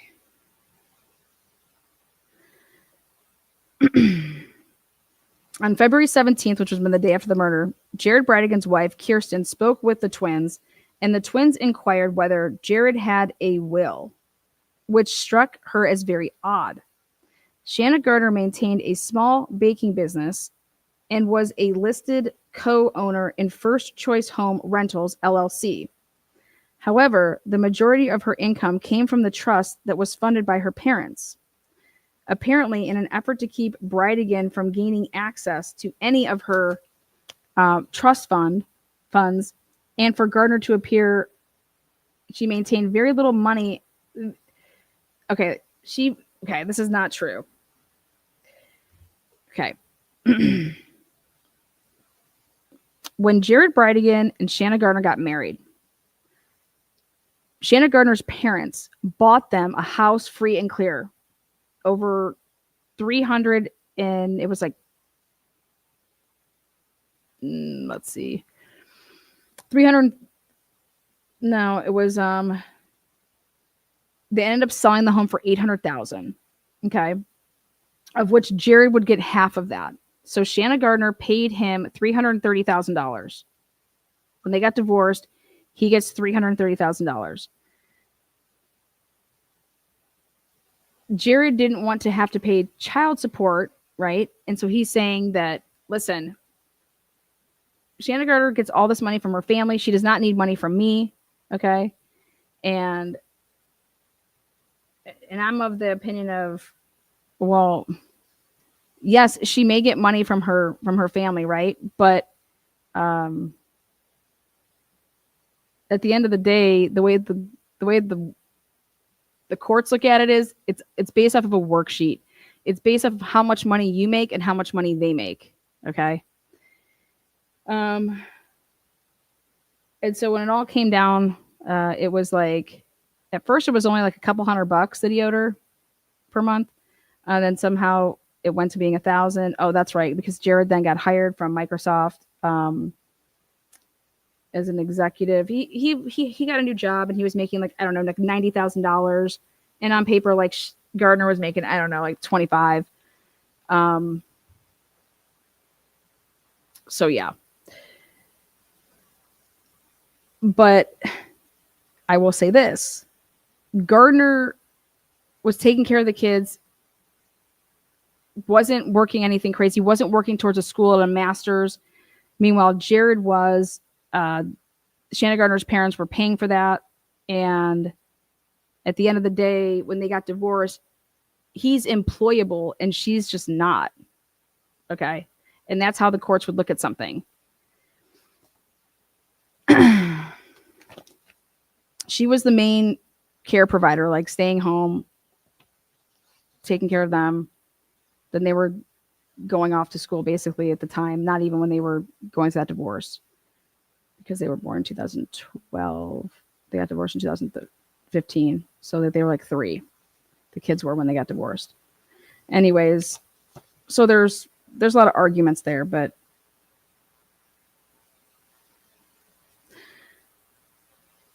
Jared was saying apparently in an effort to keep Bridegan from getting access to any of her trust funds, that Gardner made it seem like to the courts that she maintained very little money in her personal account and showed almost no personal income.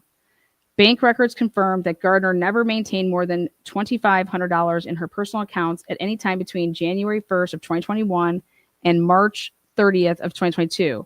But in April of 2022, Gardner's bank records indicated an excess of $200,000 in her personal account. At the time of Bridegan's murder, Mario had over $400,000 in an account. And I don't know where they're getting these numbers from, but I was like, 400 grand. Mario didn't have $400,000 in a checking account. None of this has been proven. Investigation further revealed that at the time of Bridegan's murder, Gardner and Mario were separated and planning to divorce. At the time of the homicide, Shanna Gardner owned a white Model Y with Washington plate, and the vehicle was primarily driven by Gardner. I did not know that. I did not know that at the time of the murder that her Tesla had Washington plates in Florida.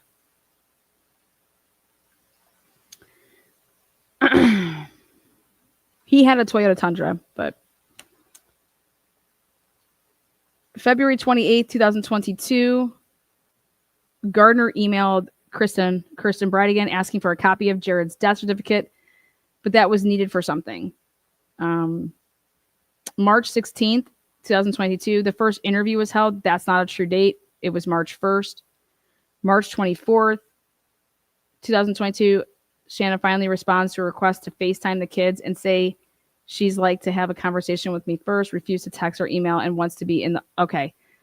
So Kirsten Bridegan is saying that the last time that we were able to talk to the kids on FaceTime and have a relationship with them was in March of 2022. March 25th of 2022, phone conversation with Shanna. She agreed to allow one FaceTime call per week between the two, like the twins and their half sisters. April 18th, 2022, the kids had their FaceTime call per week for 3 weeks until she canceled the call scheduled for April 18th and said that there would be no more FaceTime calls moving forward. Kirsten responded and asked if we could at least speak to them on their birthday, April 20th. She agreed. April 19th, candlelit vigil held. Gardner and the twins do not attend despite it being an open invitation to all and anyone. April 20th is their birthday. That was the last FaceTime call with the twins. Kirsten sent numerous texts asking for contact with the twins. Since then, no response or any excuse as to why it cannot happen. Other family members have reached out as well. They've been ignored. The kids have been completely cut off from their dad's family. Now, I think that is absolute shit. Okay. If this is how it went down. I don't know if this is how it went down. This is the side that's coming from the family of the Bridigans. August 2022, Jared's murder remains unsolved. But guess who was arrested? Henry Tenon was arrested for that traffic violation in August. Now, January of 2023, Shanna Gardner moved with her kids to West Richland, Washington. January of 2023. In the Tri-Cities area in Southeast Washington State to live near her friend, Marla Rogers, who her and Gardner met in 2020 at a baking conference. After Jared was murdered, okay, and I'm going to go ahead and put this on the record. I want to know if Marla is married because I want to know if they were having sex. Okay. Anyways, I'm just putting it out there. Marla, are you married or do you like chicks? Are you bisexual? After Jared was murdered, because that's like some lesbian shit, just so you guys know. Like someone that's just, why are you up? Like she didn't move to where her family was. She moved up where Marla Hooch was from the, Tom Hanks, the female baseball players. Marla Hooch, what a name. After Jared was murdered, Gardner and her husband Mario hired Henry Cox, can't even make this up, as I would, they hired a criminal defense attorney. Gardner told the media she hired him to help protect her family from publicity and to keep her children out of the media, because the media did go to the park and start taking pictures of them and put their pictures in People magazine. Okay, it was pretty bad. Gardner has also told the media that her children are terrified at the media attention that has been focused on them. I can't take it away, she says. My kids are 10. They understand everything that is going on.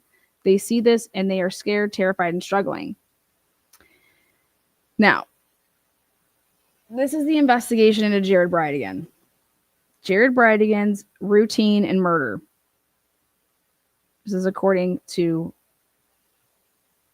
452 pages that were summarized, as well as family sources from the Bridigans. Jared Bridegan's routine drive home on the night of the incident seemed like any other until it took a tragic turn. He was driving south on Sanctuary Boulevard, a dark residential roadway, after dropping off his 9-year-old twin children at their mother's.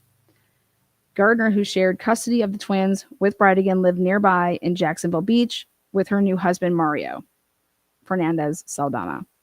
Bridegan's 2-year-old daughter from his current marriage to Kirsten Bridegan was still in the car, having accompanied him on their regular date night. As Bridegan followed his usual route home, he turned onto Sanctuary Boulevard, a road that led to, they say, JTB, which is it's Turner Butler Boulevard. But before you get to Sanctuary, it's 2 miles. It's 2 miles of Jared having to go on like 3 different streets. And that's where I've done my investigation, where I was like, wow, he could have went, here, I'll pull up this Google Earth. This is what I was working on. I was like, this is interesting. I would think that you would need multiple people, because if he would just go the other way, then like, how are you doing this? Okay, so here,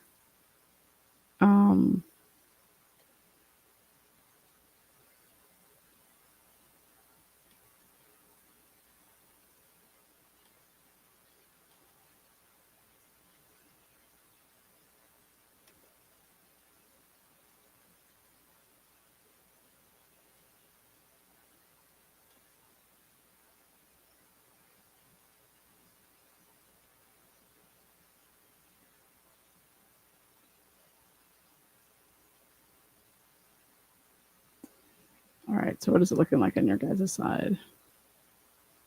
Perfect. All right, this is Sanctuary. And you guys see how it splits here?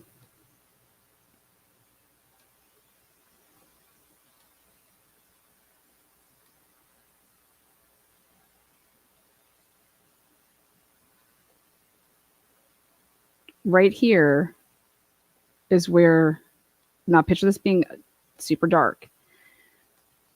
Right here is where this happened. And right before, oopsies.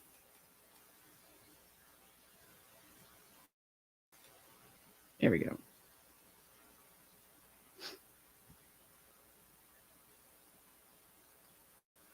No, go back in.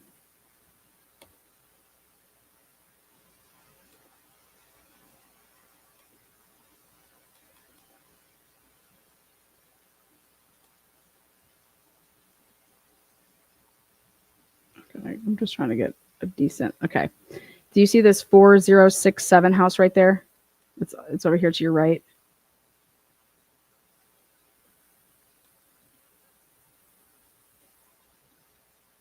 Cul-de-sac there.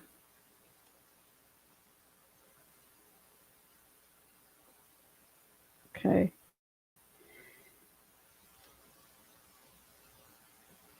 Then you have, hold on, let me go back.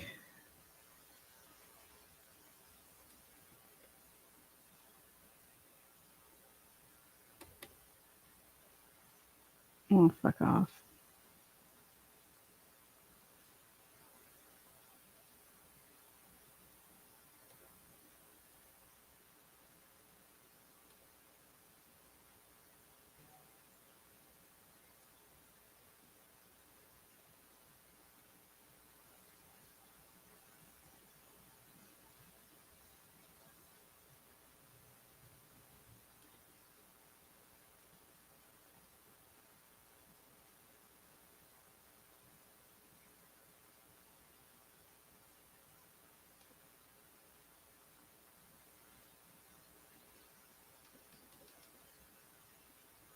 This is Gardner's home at the time of the crime.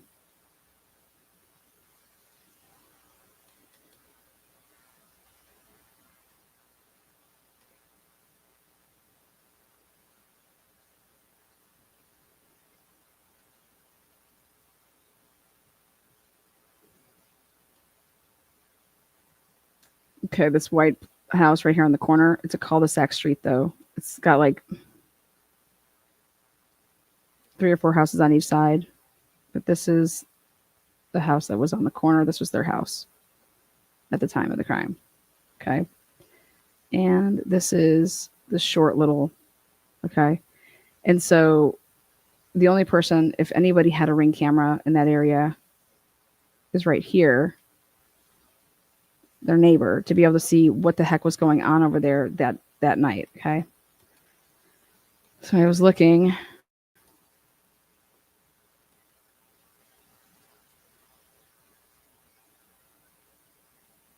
And from the investigation, nobody had any Ring camera footage. Now, Shanna Gardner had a Ring, and it was like, okay, so that should tell you a lot, but we're going to find out at trial if there's some issues with that. Anyways, I want you to take a look, though. And I was doing this, so where the hell?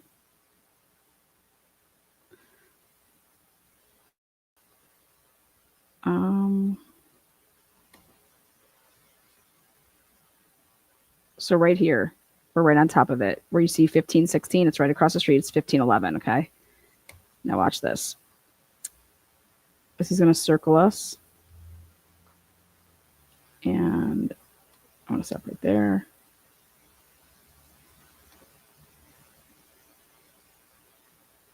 Okay. So, what the fuck? That's not what I want to do. No. I'm going to have to reset this. That's not what I wanted.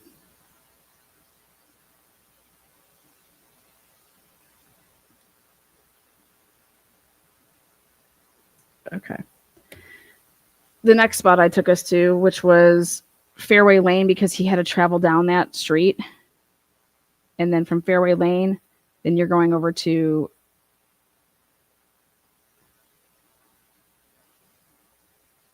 so this is this crime scene. The street that's running not parallel, but perpendicular. So it's running across, going east and west. That's called America. Or I'm sorry, that's actually Jacksonville Boulevard. How would you know which street Jerry was going to come down? He could have come down any of these to get to where that crime scene is right there. He would have taken either like America or Grand, or how do you know which street he was going to decide to cut down to be his cut through to travel? Because I'm taking us all the way back up this way to show you where he had to travel from. Like there's all, and you would right here, America right here, you're making a left. Then you're going to be coming over this way and then coming straight. I mean, this is like, how would you know which way he's normally going to go? There's then he took Seabreeze allegedly, but as we back on out, you're going to see that you would have to be like, you'd have to be following him on more than one occasion to know like which way he would normally drive.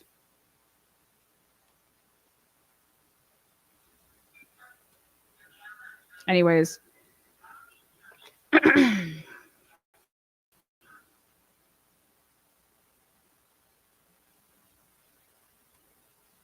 Okay, this is actually pretty decent. If I can go just a little bit right. These houses that were used for this, there's no houses, as you can see, where the crime scene is. It's all like woods, right? But right over the next street over, that's like a cul-de-sac ending street that's next to Sanctuary, that's going to come out to the main 202. These are the houses that were used with rings to try to determine this row over here where the crime scene red dot is. If you go to the right, you're going to see a row of houses. Okay, those were ring cameras were used there. And I'm like, how could these ring cameras see anything through these woods? Right up above the red dot where it says crime scene, okay, there's a street. Now go right, and it's the second. There's a first street here that you can continue, then to go left to go straight down, or you can go to the second street, which then you can make a left and head, north. And what they're saying happened is I'm going to now reveal.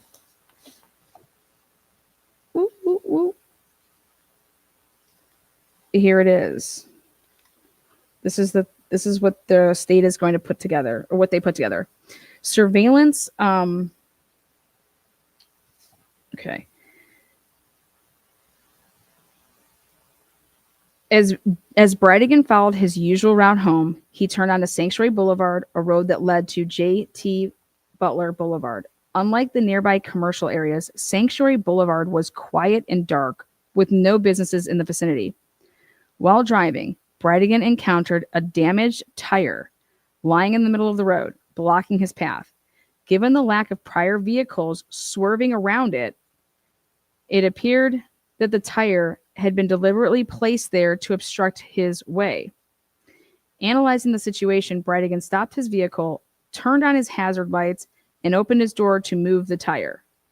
It was a decision that would have devastating consequences. Now, ready for this?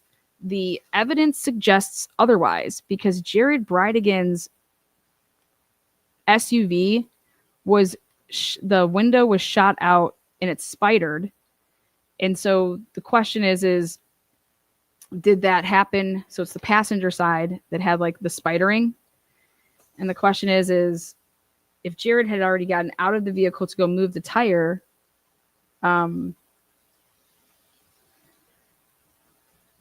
how would his SUV be struck and bullets be lodged in the door panel, the door paneling on the one side?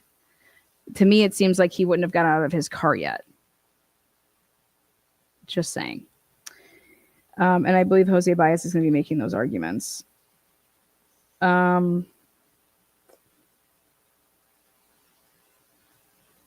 would need at least two people to do what I believe happened here. Two. Okay, this wouldn't have been done by Henry Tenon by himself in a blue truck and hoping and praying that Jared Brightigan was to not just drive around the tire, but he's going to have to move the tire. Okay, you would have a car that's actually acting like it's like something's wrong, you know, and so he would have to get out to see if he can help this person because there's nowhere to go, especially if there's a car behind him that boxed Jared Brightigan in. That's what I believe happened, is that Jared didn't have a way to go backwards because there was a car behind him or a truck, whatever. And so there was a vehicle in front of him and behind him. And that's like an ambush. Again, if you have two vehicles, that's requiring two people at least. So let's go back, go in.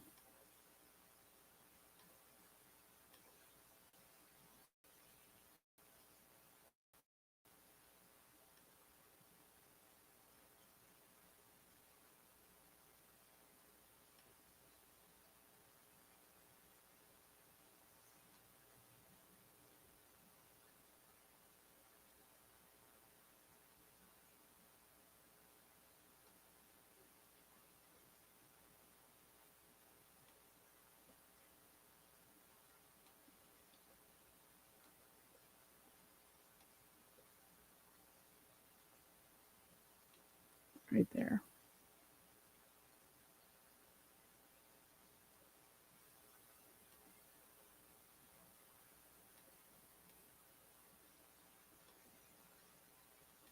Oh my God.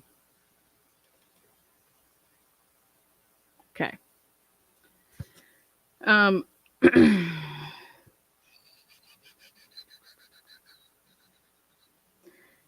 Moments before the fatal incident, Jared Brightigan had spoken with his wife, Kirsten, who later told investigators that there was nothing unusual in their conversation. Brightigan was unarmed, and there was no sign of a struggle at the scene. His personal belongings, including his wristwatch, wedding ring, phone, money, and wallet, were untouched. So, like right there, dead giveaway that this was not a robbery. His car remained where he had left it, and most crucially, his 2-year-old daughter was physically unharmed, though the bullets were, obviously like they were shooting. She was strapped into her car seat. Witnesses who arrived at the scene found the child crying, clearly traumatized by the events that had unfolded. Motion-activated surveillance cameras around the scene showed no indication of the tire being in the roadway before the shooting, further suggesting that it had been intentionally placed to force Brightigan to stop. Again, I disagree. The tire was later identified as belonging to a 2004 Ford F-150 Larrera, a detail that would become significant in the investigation. As law enforcement delved deeper into the case, they found a chilling connection between Brightigan and Henry Tenon. Again, I could see if you brought ATF in on this case after a month, after 2 months. ATF was brought in day one. That means, in my opinion, somebody's name was flagged in the system. Okay? That's what I believe. because they didn't have their phone records back by that point to start calling people that ATF would be involved on day 2. Murder was on the 16th. ATF was involved in the morning of the 17th.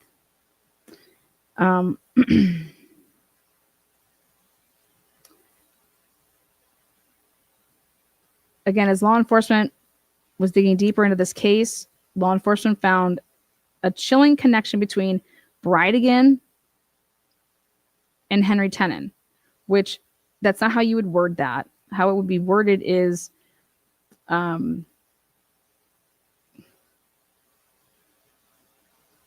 they were doing is they were looking for anybody in Mario's circle who possibly owned a older model 2004 to 2008 F-150 Ford truck.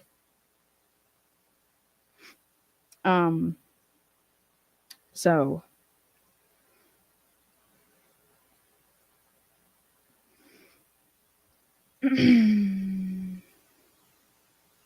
Henry Tenon, well, during the investigation, they would have known that Mario Saldana owned an address, Potomac address in Jacksonville, that he rented out to people. Henry Tenon was a tenant. He was a tenant in that home on Potomac Avenue in Jacksonville. This single link between what they're trying to say is Bridegan and Tenon. They're explaining this wrong, and so I'm not going to read this shit because that's not how it's connected. The cops went to this house to interview people at that residence. When the cops went there, so the murder is in February. When the cops went to this residence in July, at the end of July in 2022, the two Lamont arrives and he says that there is a tire that is leaning up against the house, and he's like, this tire looked like it could match the tire that was seen at the crime scene. And so an interview was held with this guy Jeremy Ordwell, who was a resident of this house that Mario Saldana rented out. And he's like, oh, how does he know Mario? Blah, blah. How long has he lived there? Oh, what's this tire here? Do you want me to get rid of it? I saw it just laying up there. Do you guys want me to get rid of this for you? And he's like, yeah, I don't know. You could take it. It's not mine. And he's like, oh, where'd it come from? And he's like, I don't know. It was just laying it was laying on the grass down by the ditch on their lawn. And I was tired of seeing it fill up with water. So I picked it up and I put it against the house. And he's like, oh, okay, well, we'll just take this and get rid of it for you. Like, when would police ever do that and say something like that? That's just wild. As that's happening, Henry Tenon drives and arrives home at this house, gets out of his car. He has his dog with him. He puts out a bowl to give his dog water. And they're like, oh, hey, we're so-and-so. Do you mind if we, talk to you as well? Do you live here? And so they talk to him. Meanwhile, they would have already known who the fuck Henry Tenon is, in my opinion. Just like they would have already known who Jeremy Ordwell is, because July, at that point, they would have already had Mario's phone records, have gone through them, seeing who he's calling. Then they're running these people through their databases to see what type of vehicles they own. And you're going to sit here and tell me that 6 months after the murder, there happens to just be a tire laying on that driveway or on that grass, just waiting for the cops to come and pick up. It's very, very, it's going to be interesting. Because that tire is everything. That tire is the link between it all. So, now, according to this report, the single link between Bridegan and Tenon pointed to a conspiracy that was far more intricate and sinister than initially believed, ultimately leading to the arrest of Fernandez on charges related to Bridegan's murder. And I said to myself, well, I know why you have to make this sentence the way that you do. Because what's actually mind-blowing to me is that, wow, 6 months later, so February, March, April, May, June, July, Henry Tenon living at that house, Jeremy Ordwell living at this house that Mario Saldana owns and rents to these guys. Mario goes there often. You're going to sit here and tell me that Mario Saldana would just allow a tire to be present on the lawn for 6 months to lay there that was the matching tire to a murder scene that was taken in as evidence in a murder scene. Like, you want me to believe that? I don't believe it. I don't believe that tire was left laying there since the time of the crime, because let me explain this truck. After the murder, and once this truck becomes a vehicle of interest, they put it out in the media. And so then what happens is Henry Tenon goes in. Now, whether he hid the truck on his own accord or Mario Saldana was like, hey, you need to get rid of that truck. We need to blow this truck up, or whatever you want to say. Okay. How in the world, if you go and you move and you relocate a truck, let's say in March or in April, okay, and you put it somewhere, where does the tire come from that would have been either in the back bed of the truck as a spare, or inside the truck, or possibly a wheel that's actually on the truck? How would that wheel, and why would that wheel be laying at any point in time on the lawn of Potomac?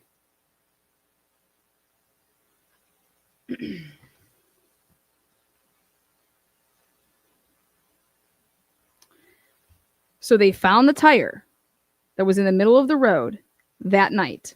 Okay. A second tire was then found in July, 6 months later, laying up against the side of the house of the rental where Tenon and Jeremy Ordwell live, but it's the house owned by Mario Saldana. So let me explain this. If Mario Saldana is your killer, right? Mario Saldana knows that he hired or conspired with, let's say, Henry Tenon. He knows the cops are going to see that he owns the house of Potomac. Okay. And that they could potentially come and ask questions there or get a search warrant for the fucking property. Okay. Why would there ever be any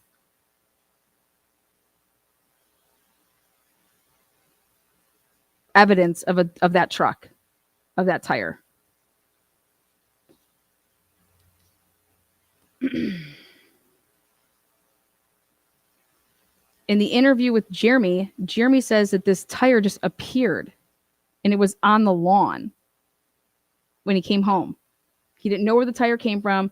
And he was like, what the fuck? You know, he said, I was tired of looking at it. So I picked it up and laid it up against the house. He's like, I don't care. I don't own a truck, so it's not my tire. And he's like, the cop's like, oh, do you know anybody that owns a truck? And he's like, Henry Tenon. He's like, oh, what type of truck? He's like, oh, it looks like kind of like the vehicle you guys are driving in. And they had an undercover Ford F-150. That's how they're saying all of this went down. And I'm saying, I call bullshit. It's not how it went down. Somebody put that tire out on that lawn. Because why I know this and feel this way is because of Mario Saldana going to that house numerous times. You're going to sit here and tell me that Mario is going to think about the type of person Mario is, control freak. Mario's coming and going from this property, right? And he's just seeing this tire that would connect him to the murder scene. He's not going to get rid of it. He'd have been like, where the fuck does this tire come from? Where did this tire come from? Right? And if you're somebody that was involved in it, why would Henry Tenon throw the tire out of the truck, just throw it on his own personal lawn, and then, okay, I'm going to go hide this truck somewhere so nobody can see it. But babe, before I do that, I'm going to take out the tire and fucking wing it on my lawn. Basically, it's bullshit. And what I believe is that the cops got to the truck before And somehow, whether or not they got to the truck before because they were able to talk to certain people and they told them where the truck was, okay? But I believe that that tire was planted because you would need to have a reason to be able to do things. And the investigation has to like, hey, we're stalling. Like, how do we, these people aren't talking. We have these wires tapped, like nothing's happening. We need to find this truck. We need to find where Henry hid this truck.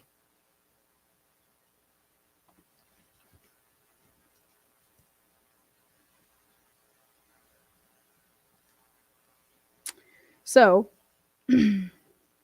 according to the police, surveillance of Sanctuary Boulevard shows that the vehicles were frequently passing through Sanctuary Boulevard before the murder, suggesting that the tire in the roadway was a ruse to get Bradigan to stop. The tire belonged to a 2004 Ford F-150 Lariat. Tenon drove a blue 2004 Ford F-150, same thing. Tenon's DNA has been identified on the tire recovered from the road on which Bradigan was murdered, and Tenon admitted to owning the tire when shown a picture of it. That's not how that went down. There's multiple people's DNA on the tire, first of all, that was in the middle of the roadway, okay? Why wouldn't somebody be writing the story to say, how do you get to the point of ever being able to question Henry Tenon, right? Well, because you went to the address where Henry Tenon was living or staying at here and there, and there was this random tire that was there miraculously when the police showed up 6 months after the murder and multiple months after they got rid of the truck and put the truck somewhere. So how did this tire appear out of nowhere? It happened to be right before the cops showed up, because then they took that tire and they matched it to the one that was already in evidence. And so that's your way in to then have to be able to write up search warrants, to be able to say, okay, follow Henry Tenon, and they pulled him over for something traffic related. Then they ended up, bringing him in, arresting him for a traffic incident on that August date in 2022. And then when they were sitting down with him, Henry says, I paid these tickets. This isn't about this, is it? What is this about? And then they started asking him about Jared Bradigan.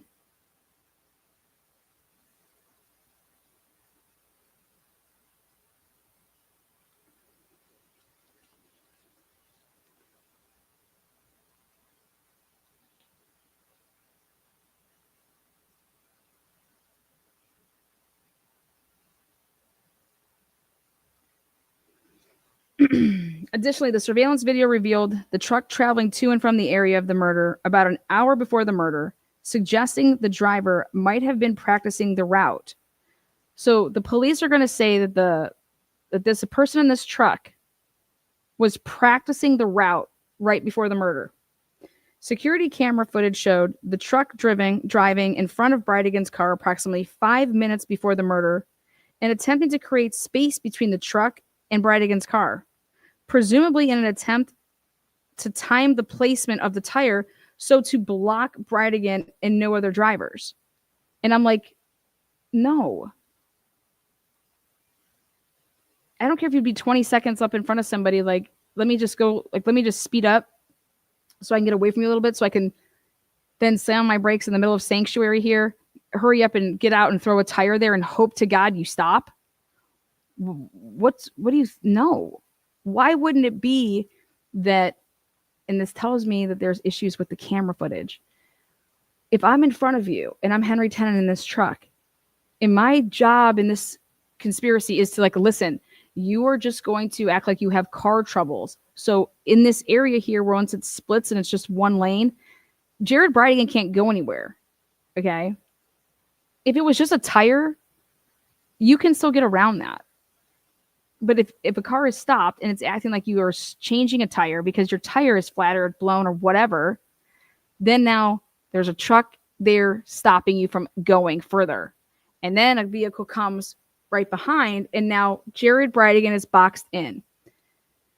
One of the surveillance cameras show a vehicle backing up and making a 3-point turn to then pulling and going then this way to leave. Okay.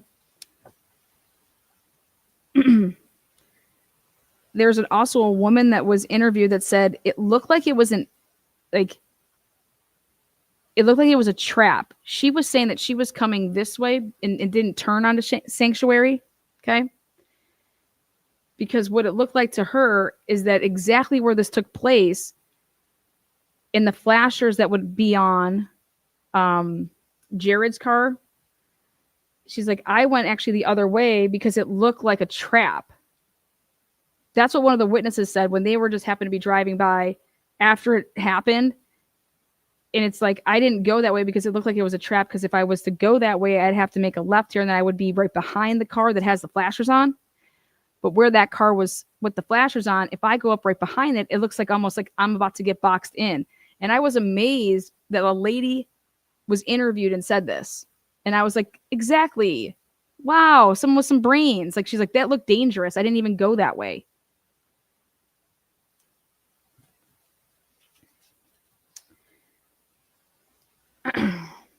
So, a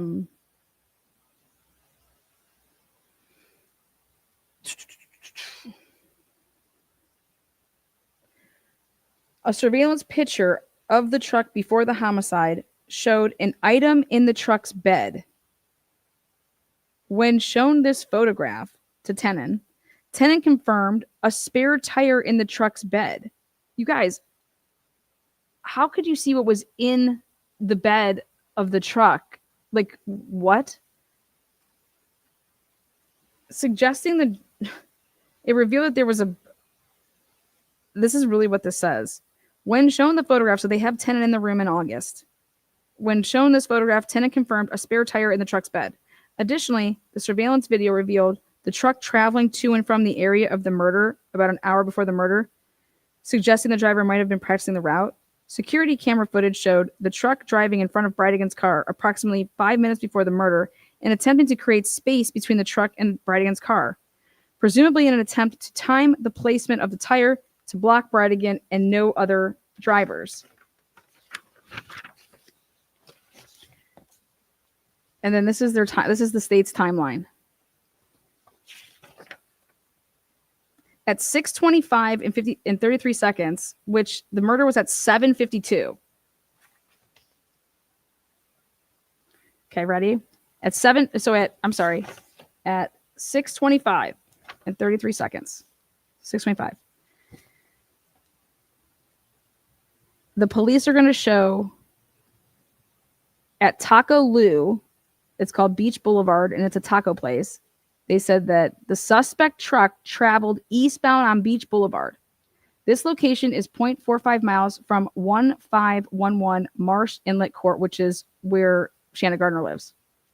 And that's where Bridegan picked up and dropped his children off at the end of the night. So they're saying, we have this truck on camera at 6:25 by Taco Lou. And I'm like, okay, what made you guys look at 6? Well, because the kids were picked up at 6:30. Okay. Then at 6:42, America Avenue has the suspect truck traveling, address 3521 had a ring. And the suspect truck was traveling southbound on America Avenue. This location is 0.19 miles from the crime scene. And I did my digging and I was like, well, why aren't you talking about the 640? There's a 640 ring camera that I found at 2705 on America Ave. And it's report 35, page 177. There's also page 94 of the discovery, and her name is Kelly. It's her camera. And then the reason they're not talking about this is because the camera is allegedly 10 minutes fast, which would fuck up their whole thing. And I said, there's something wrong with that. They should still be talking about it and just saying that the camera is fast. But here they just decided, well, let's just not talk about it so we don't even have to get into that, is my guess.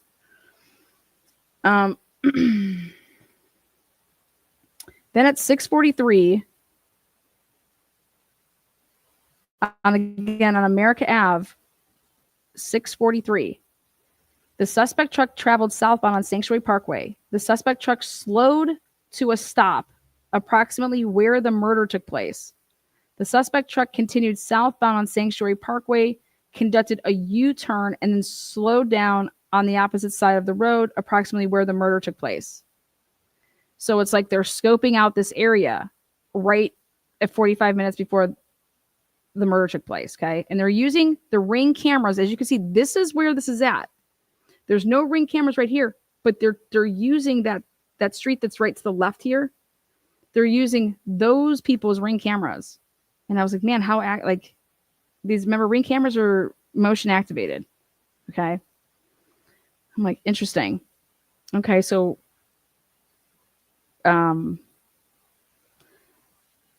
what's weird about what they're saying there and what they're going to try to say is that in discovery, in the police report, there is no mention of a U-turn and that it slowed down on the opposite side of the roadway or do anything like that. That's not what's in discovery. Now at 6:44 and 59 seconds, 3940 Grand Boulevard, the suspect truck traveled east on Jacksonville Drive. The suspect truck turned northbound onto South Beach Parkway and traveled to Shutter Avenue. 6:52, public storage video. I was able to figure it out. They said they couldn't get camera because the iPhone screen, or I'm sorry, they couldn't get the camera, but they recorded on the iPhone. And so there's a screen recording from the public storage video, which I think is going to contradict what this says at 6:52, which is that the suspect vehicle, the truck, traveled westbound towards 1511 Street South and Shutter Avenue. The suspect truck continued westbound on Shutter and parked in a cul-de-sac in the 1600 block of Shutter Avenue, which is a way to sit there, and you're supposed to be sitting there to wait for Jared's car to come drop off the kids, and then when you see the car leaving, follow it. But you're going to do all of this and be on so many cameras. This location is approximately 0.2 miles from the Gardner and Fernandez residence. It's really close. The suspect truck sat in this location for approximately 19 minutes.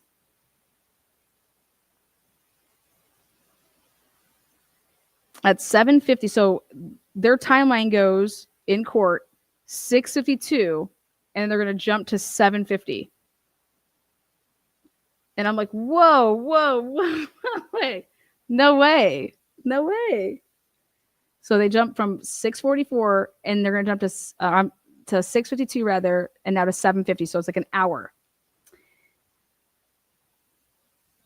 At 7:50 p.m., the address 2705 America Ave, the suspect truck traveled southbound on America Ave.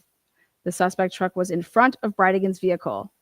The suspect truck appeared to be tailgating an unknown white truck. So, purportedly to create distance between the Bridegan's vehicle, this is merely 2 minutes prior to the recorded gunshots. And I'm like, what? Okay. Then at 7:52 and 52 seconds, the 4067 America Ave captured video of murder in the 4000 block of Sanctuary Parkway. And it didn't capture the murder. They're saying that you could see the muzzle fire, like the flash. Bridegan's vehicle was stopped in the road with the hazard lights activated. A person can be seen walking southbound seconds after the last shot is fired and seconds later running. And I'm like, what? The shooter, listen, if you're driving in the truck, how do you get the truck out of there then? So the shooter can't be running away from the crime scene. He has a truck, right? I'm like, no, that can't be accurate. I mean, that can be. You can have somebody running, but that would not mean that that's the driver of that truck. There'd have to be another person, which I believe that there would be 3 people if you think that you have somebody on foot. But guess what? They have a video of a homeless man walking, and they brought him in the beginning of the investigation. And there's a report here that says that I found, and it says that Gabriel Harriet, page 92, on 2/18/2022, he was shown and basically told, like, this is you. What are you doing? Like, because he's like he's a transient. All of these people are talking about that there's white dudes that are like 6'2". Henry Tenon is black. Okay, he's a black man.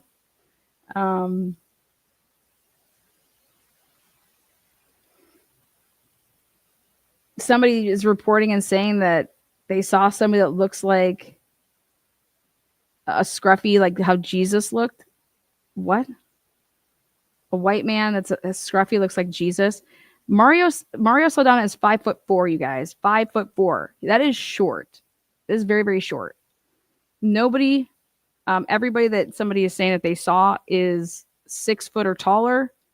There's all these people talking about a white van. There's this truck, there's another truck, and there's a sedan. At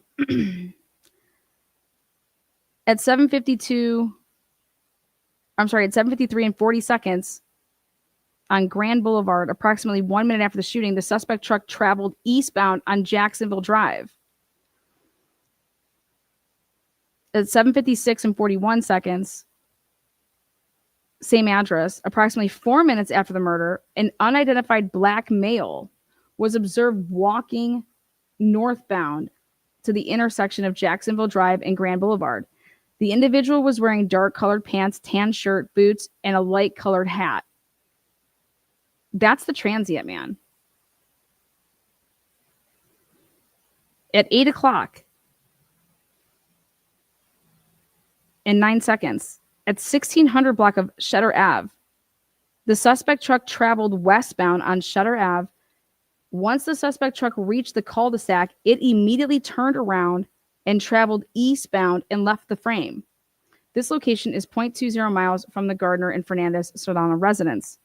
The truck and the Tenon were separated after the homicide. So I'm like reading this and I'm like, oh my God. So they believe that whatever transpired, that Henry Tenon got left behind. Okay. And I'm like, what? How did they get back together? How did they arrive back together? Hold on.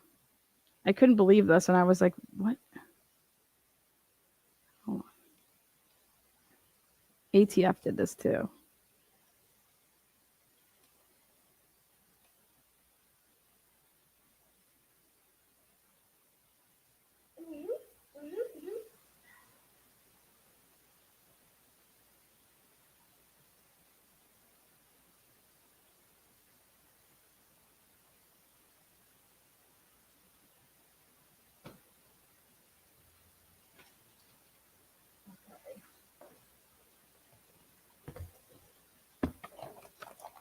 ATF, where's your report? Okay.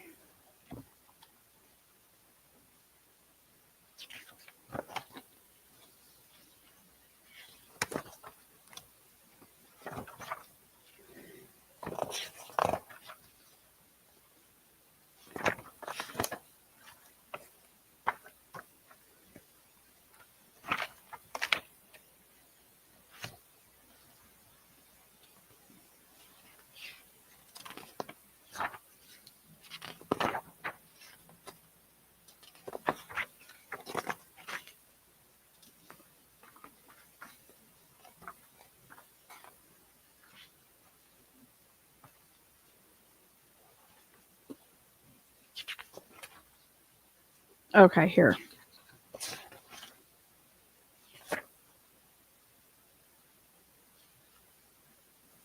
Let's go back to these devices.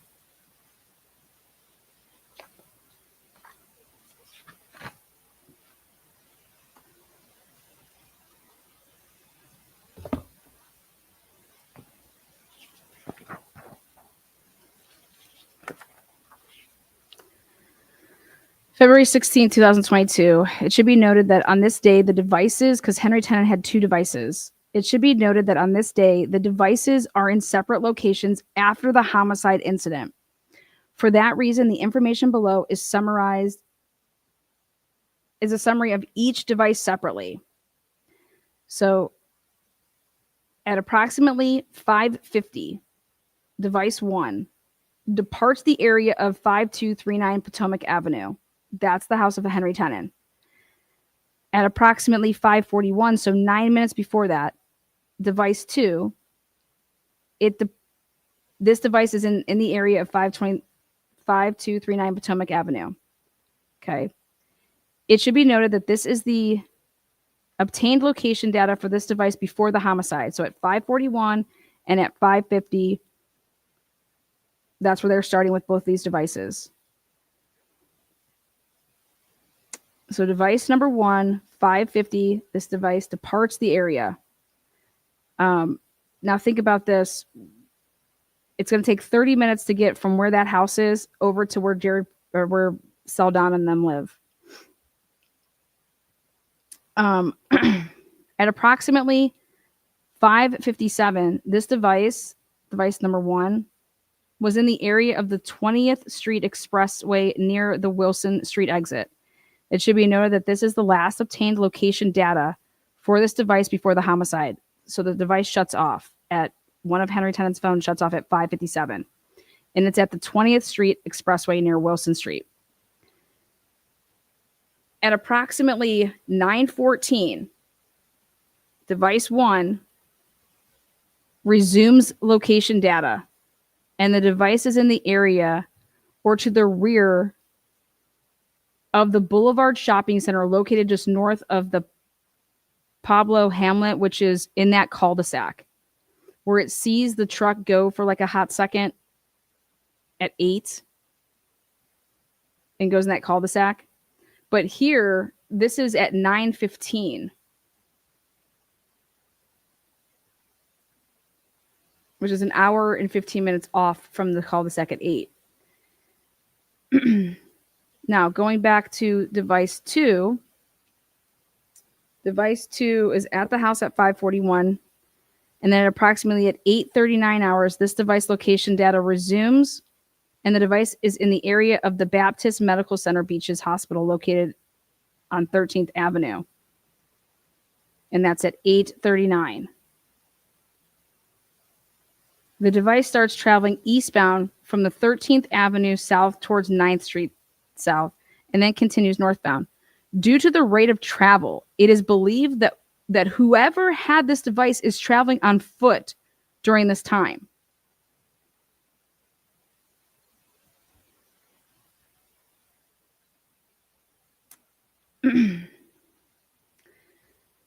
At approximately 9:11, so at 9:14 with the first device, that's when it resumed data. So 3 minutes before device 1 turns back on, device 2 at 9:11 is in the area of 12th Street and Shutter Avenue. It should be noted that this is the last obtained location data for this device until approximately 9:23.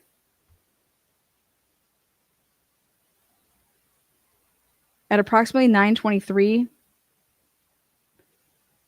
the second device is in the area of the Pablo Hamlet cul-de-sac. It should be noted that this is the last obtained location data for this device until the following day.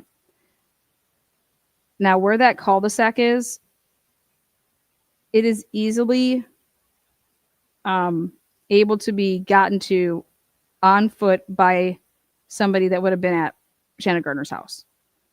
But you would have been caught on these cameras that they have in the area. Okay. And then I said to myself, why would they be meeting back there? Like, if Henry Tenon's the one that did it, right? And he's just the shooter, and he, put the tire down and he just did all this himself.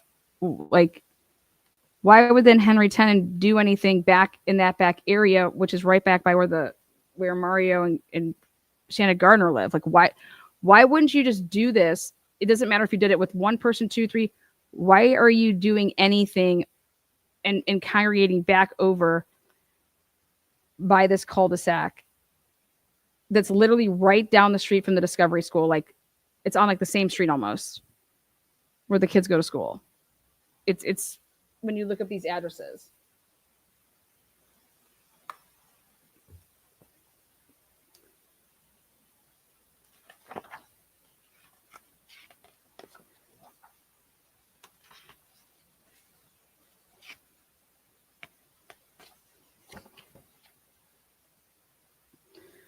Also, the second device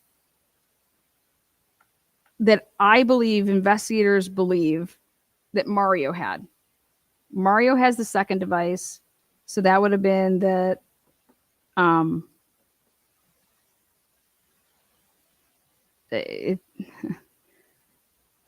February 17th at approximately 6:12 p.m. So when it shuts off at 9:23 in the Pablo Hamlet cul-de-sac, it shuts off and it does not come back on for any location until the next day, February 17th at 6:12. This device's location data resumes and the device is in the area of the 5239 Potomac Avenue where and they believe that Mario took this back to him then. Took the phone back over there.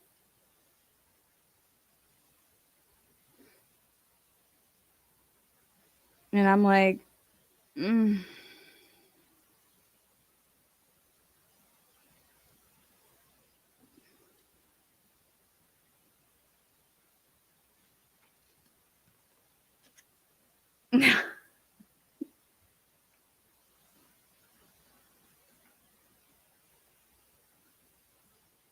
don't know about that.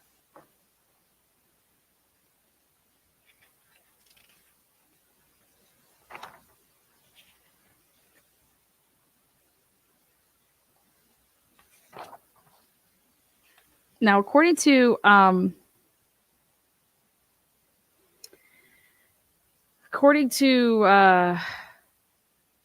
Henry Tenon, I don't believe that Henry Tenon's the shooter.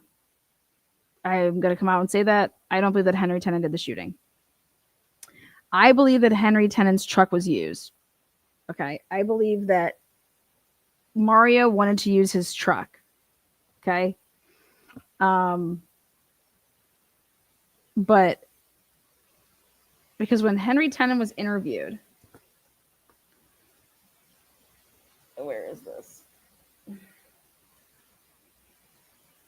Without him knowing any of the data that would have been on his phone, Henry Tenon said some wild shit that like makes sense when you like get to see the data then.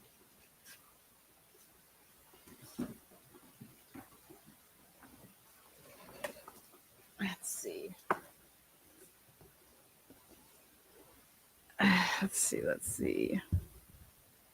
Henry, where's your shit?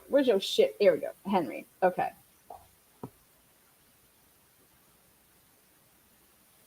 All right. So check this out. Okay. On July 18th and 19th, 2022, this is when the officers are like, we're going to go over to the house on Potomac. Even though we've known that Mario Saldana has owned this house since February 16th, we're going to go there on, 6 months later.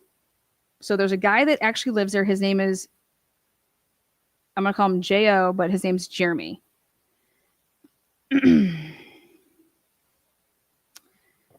When they went there and interviewed him, Jeremy's like, oh, the previous tenant was Henry. And Ordway would go on to explain that he has known Mario Saldana for a couple of years. Let's see. It should be noted that Saldana and Ordway have extensive contacts present in their phone records. I don't know what that means. It should be noted that Mario and Jeremy have extensive contacts present in phone records. So they have a lot of communication. Ordway was asked if Saldana has a maintenance person who works on the house. Jeremy advised that he conducts repairs around the house to supplement rent payments. Okay. While interviewing Jeremy, Henry Tenon pulled into the driveway.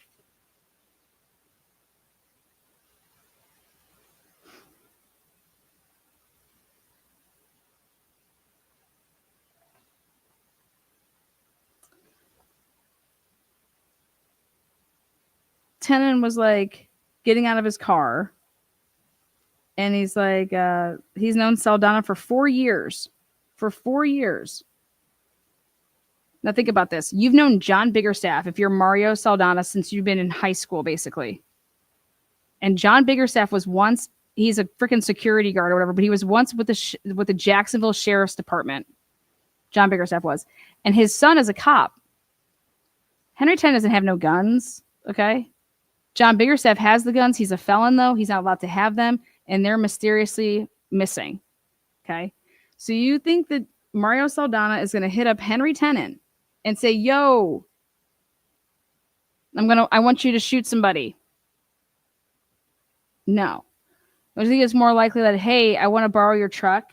Hey, can we borrow your truck to do something? Hey, I want to use your truck. Can I use your truck to haul fucking tables and chairs for a wedding? Okay. Can I borrow your truck? Anyways. When the cops were there, they say, Tenon has known Mario for 4 years. He found the house because the girl that he was talking to was actually a female that was renting from Mario. And these people were all known meth addicts. They go to the methadone clinic, and that's who Mario Saldana is renting to. Okay. Mario would come to the property and get cash payment from people. You know, when you're getting cash payment from people, right there should be a whoop. Anyways, Tenon would go on to explain that Saldana would only come by the property when there was an issue or to collect rent. Tenon advised an individual named John or Joseph would come by to conduct maintenance on the house. Tenon would later confirm that his name was John. This is John Biggerstaff. Tenon described John as a chunky white guy with a bum knee. Now, I have tons of pictures that I went through. I saved them all in case they take them off of social media. And I'm not done getting all of them yet, so I'm not going to put them out there yet. But as soon as I'm done with this last bit, then I'm going to put out all these pictures to match all these faces together so you guys can totally follow along with who all these people are. Tenon described John, like I said, chunky white dude with a bum knee. Now, he's a swinger. This is John Biggerstaff. Tenon would further describe John as being a bald man with a thin mustache. Tenon stated that John came by 3 times while he lived at this address. Tenon advised that John drove a white, which is important, a white Chevy Sierra. And remember, in some of these surveillance cameras, they're talking about there was a white truck. Tenon would go on to explain he no longer is in communication with Mario. Tenon stated the last time he spoke with Saldana was in May. Tenon advised he came to visit Jeremy in May, and he saw him briefly. Because remember, Tenon doesn't live at that house anymore, technically. Tenon would go on to describe Mario as constantly being in a rush and would never stay very long. Tenon would go on to explain Saldana was never violent or aggressive in his presence. At the end of the interview, which was off recording, once the interview was over with Tenon and it was completed, Detective Burrell noticed what appeared to be a BF Goodrich truck tire leaning up against the garage. Detective Burrell spoke with Jeremy about the tire and collected it. The interaction with Jeremy is documented in actually his supplement.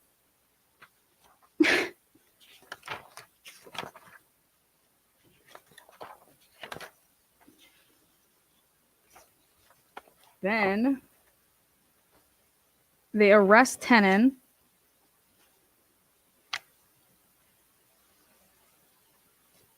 But they don't arrest him until August. On July 26th, so just a week later, Detective Lamont goes back to talk with Jeremy.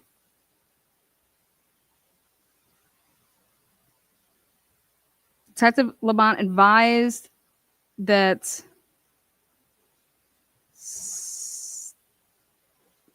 you there? Okay, great. Detective Lamont advised that we had some follow-up questions and asked him if he would be okay if we record the conversation. So he said, that's fine, whatever.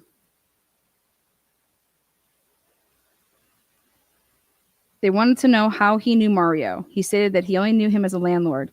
He said that he lived next door with his father, and then he would see Mario when he came to collect the rent or complete repairs. He stated he did not have a relationship with Mario, and it was a typical tenant-landlord relationship. Jeremy Orwell was then asked about his relationship with Henry Tenon.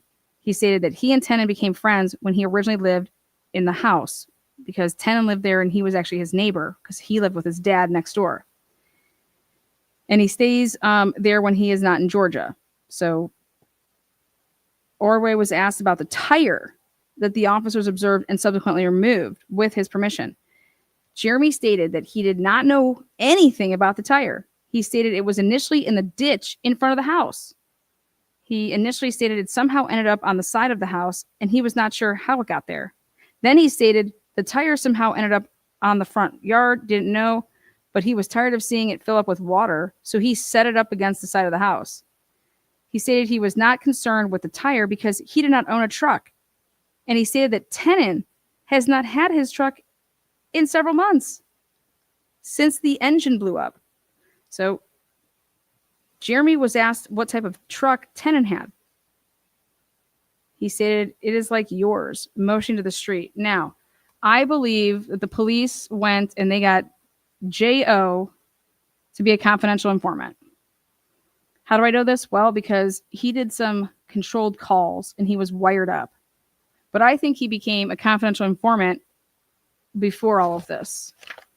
And this is all fluff. Okay. Because for somebody that's not going to, I don't know, cough up people's, I don't get into people's business. Well, you sure the fuck are by announcing any of this shit, right?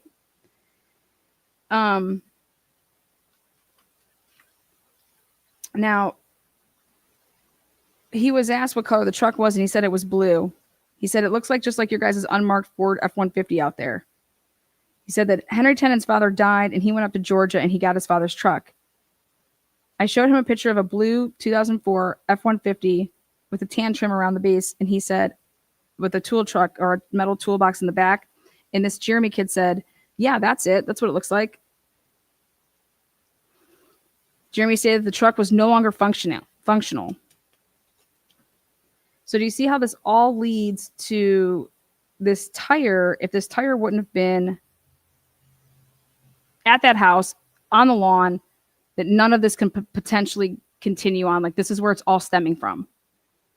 And if they were supposed to be questioning people who were close to Saldana and Gardner, right? And there was nothing sinister going on. That needs to go off. Hold on 1 second. Hold on 1 second. Okay.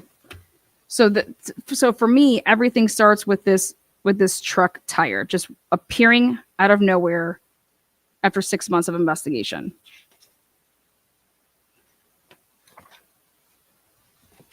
Then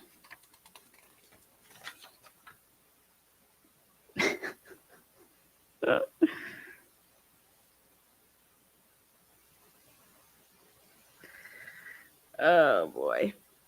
Then this is wild.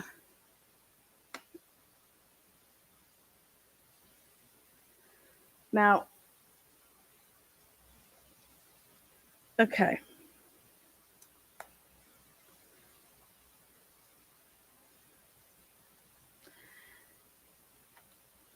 They did search warrants on Mario Saldana's phone and Shanna Gardner's and everybody at the beginning, like back in February and March. Okay.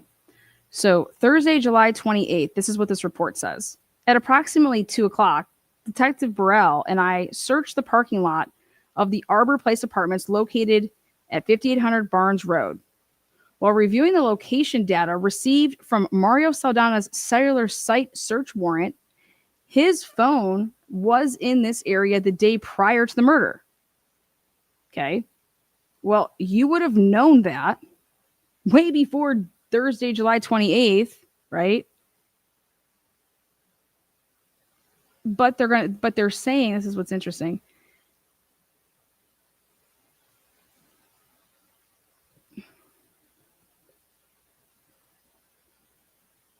It's going to be interesting when they say that they got these returns back.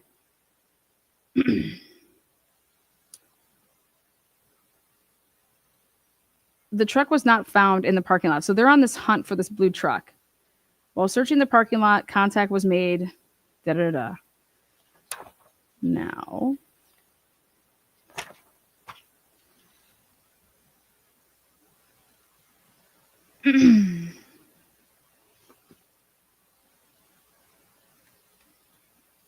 Friday, July 29th, at approximately 10:30, I met with Special Agent Mark Mutz, ATF, in reference recently collected swabs. Special Agent Mutz was given property items 220 through 231 to submit to the ATF lab for DNA testing. And these were supposed to be what you would call, they're like to, hey, if there's unknown DNA, we need these officers to submit theirs who've been working on this case to show that if there's more than just one unknown male sample on the tire. Okay. And they took all police officers except for 2 and put it through, and they weren't able to say, yep, those were a hit because, yep, those are our guys. And they must have got their DNA on there. That didn't happen. They utilized in August a helicopter and flew it around the area of the Big Cypress Hunt Club location in Fargo, Georgia, looking for this blue truck. Okay. August 8th. Now, I'm of the opinion that they've already found this truck. Again, in my opinion, they've already located and found this truck before July 26th when that tire was on the front lawn and they went there. They'd already found it. I believe that the tire was planted.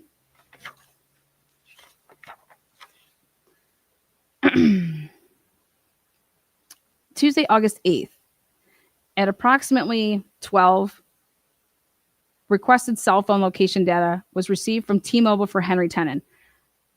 The date range requested for Tenon's data was from January 1st of 2022 to July 27th of 2022.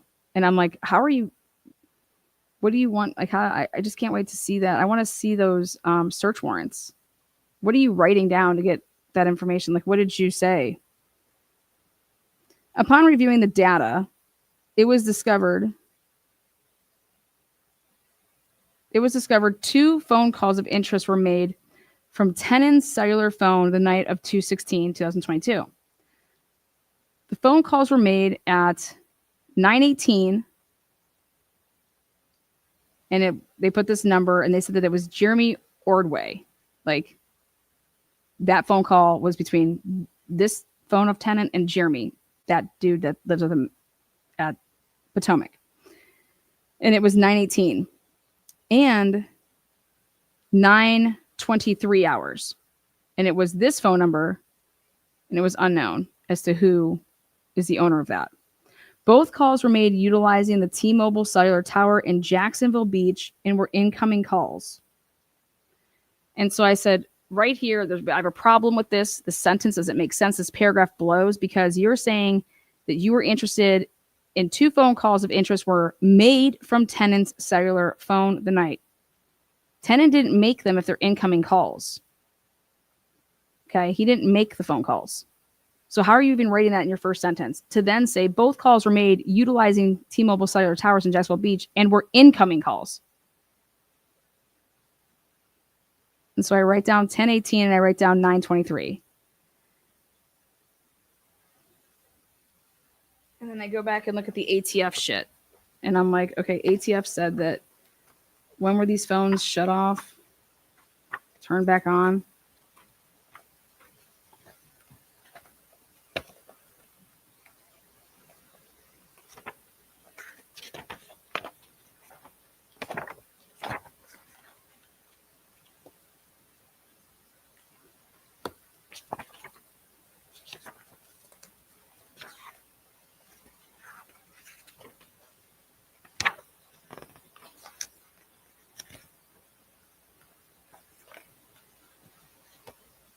Oh, here.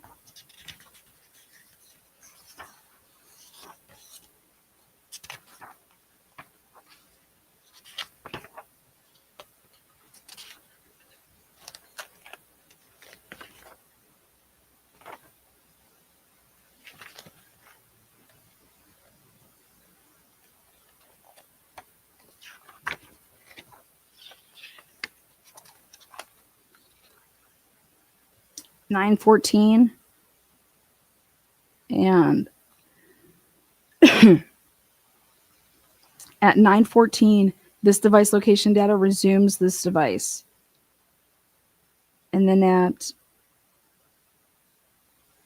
it should be noted that the last obtained location data from the second device was 9:23. So the one was 9:18, 9:23. Okay, let me tell you something. What are the fucking odds, okay, that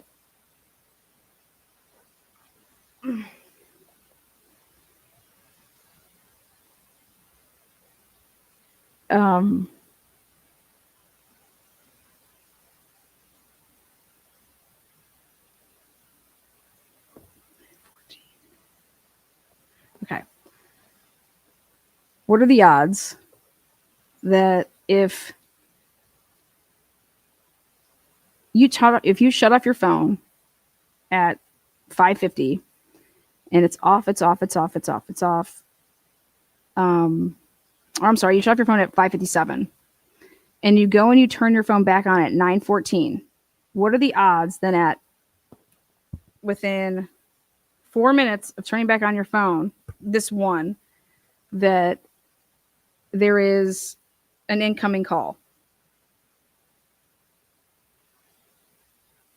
And it was from, if this is correct, upon reviewing the data, it was discovered that 2 phone calls were of interest. That doesn't mean that there was only 2 phone calls, but these were the 2 phone calls of interest. And they're saying that they were made from Henry Tenon's cellular phone the night of February 16th. Phone calls were made at 9:18 and 9:23.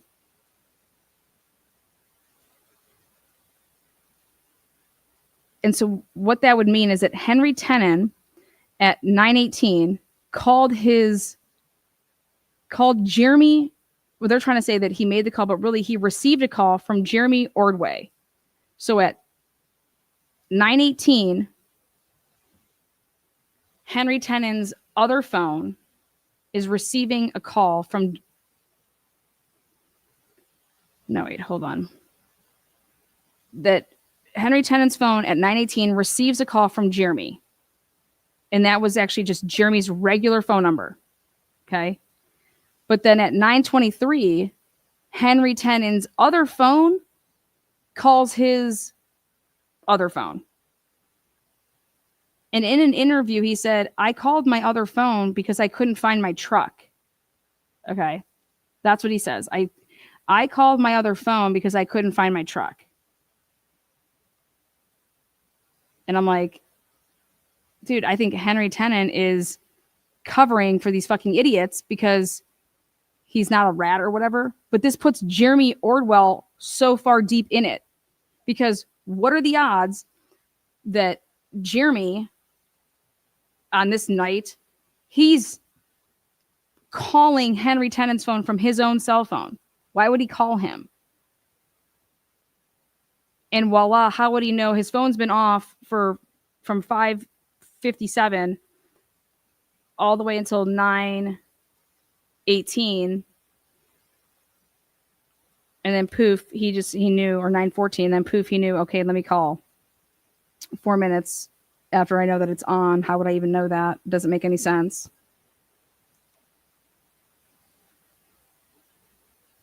And so when they're interviewing Jeremy, little fucktard here.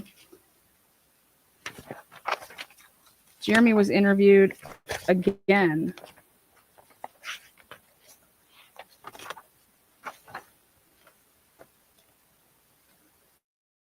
Right here. Jeremy. The day that Henry Tenon was then arrested on Thursday, August 18th, at 5:30 in the morning, detectives contact Jeremy at his house, and they go there, and they say that Tenon was arrested from a traffic stop. Jeremy was contacted in reference to taking control of Tenon's dog. While speaking with Ordway, Jeremy, he was further interviewed in reference to Tenon and his 2004 blue F-150. Ordway was advised Tenon's truck was used in the murder of Jared Bridegan. So this idiot writes in a report that you told, so Burrell tells Jeremy, hey, guess what? Your little buddy, Henry Tenon, his truck was used in the murder of Jared Bridegan. Jeremy was advised of the previous statements he made in reference to Tenon and his blue 2004 F-150. Jeremy stated, quote unquote, I admit I took Henry to go get that truck when his dad died. What?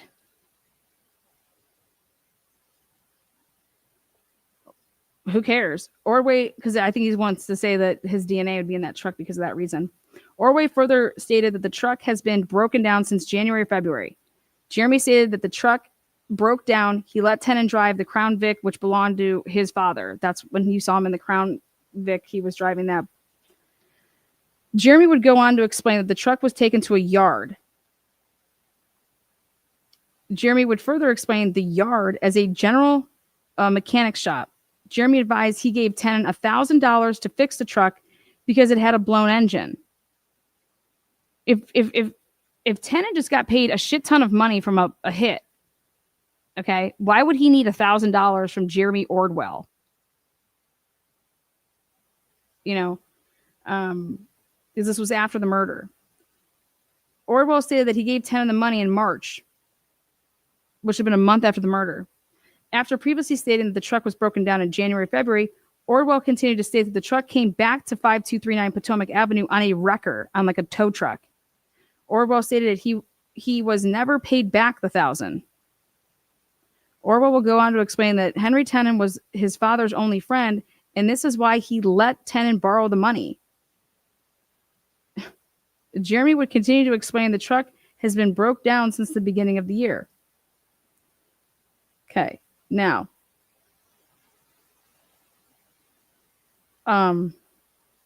Ordway stated that he has his current number for 8 years, his cell phone number. And Jeremy stated that I am not stressing because I called Henry because, hey man, can you bring me home or something like that? These cops are making it seem like this guy, Jeremy, just out the blue in a conversation with them was like, listen, dude, I ain't tripping about any of this shit because I am not stressing because I called Henry because, hey man, can you bring me home or something like that? It should be noted Ordwell called Tenon at approximately 9:18 the night of the murder.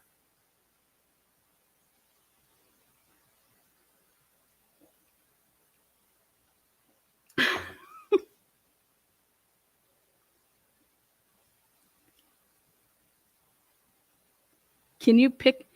So Jeremy is basically saying that Henry Tenon called him to come pick him up. And I was like, what? Jeremy was asked why he was hesitant about talking about the truck during the previous interviews. Jeremy would go on to explain he is not trying to volunteer anyone's life story. Jeremy stated he wasn't trying to be deceitful, but he wasn't trying to offer any more information than the detectives gave him. Jeremy advised he is trying to keep himself from being involved in this incident. Orwell advised he never drove the truck and he has never seen anyone drive Tenon's truck. Orwell stated that he has driven the Crown Vic several times, but never any long distance from the house. Let's go back to this phone call. Jeremy was asked about the phone call he made to Tenon the night of the murder. Jeremy could not recall what the conversation was about. So now think about this. If you're really good investigators, right?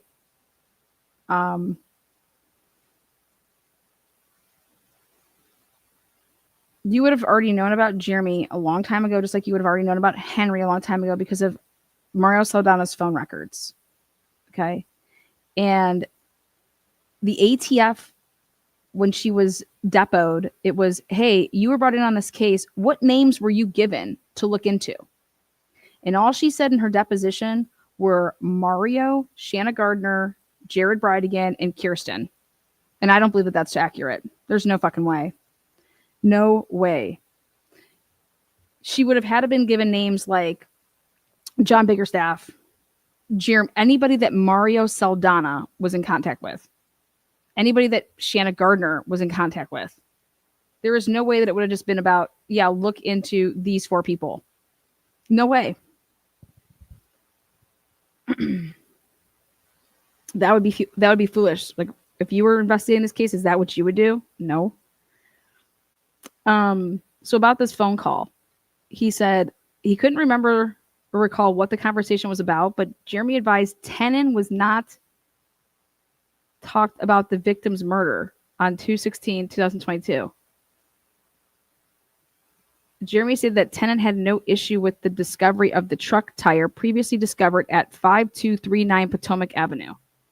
He had no issue with the discovery of the truck tire previously discovered at 5239 Potomac Avenue. He had no issue with that, with it being discovered.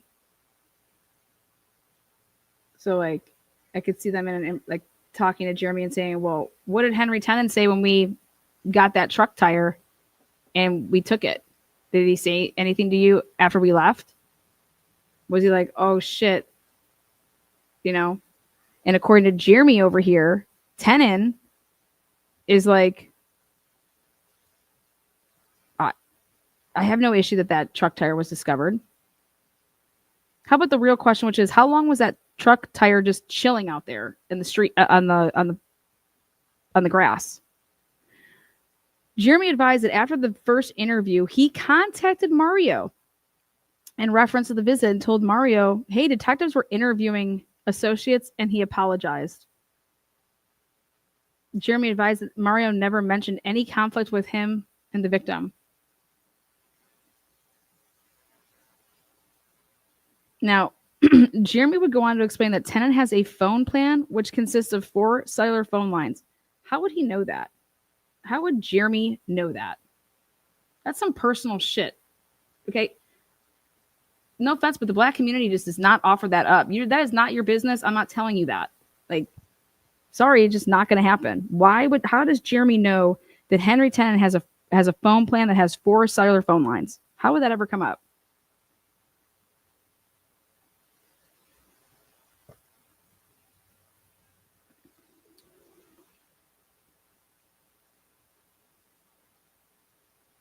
Now, it's Jeremy. It's Jeremy who's the one that is saying that Henry Tenon is usually in possession of 2 phones, but they'll never be apart.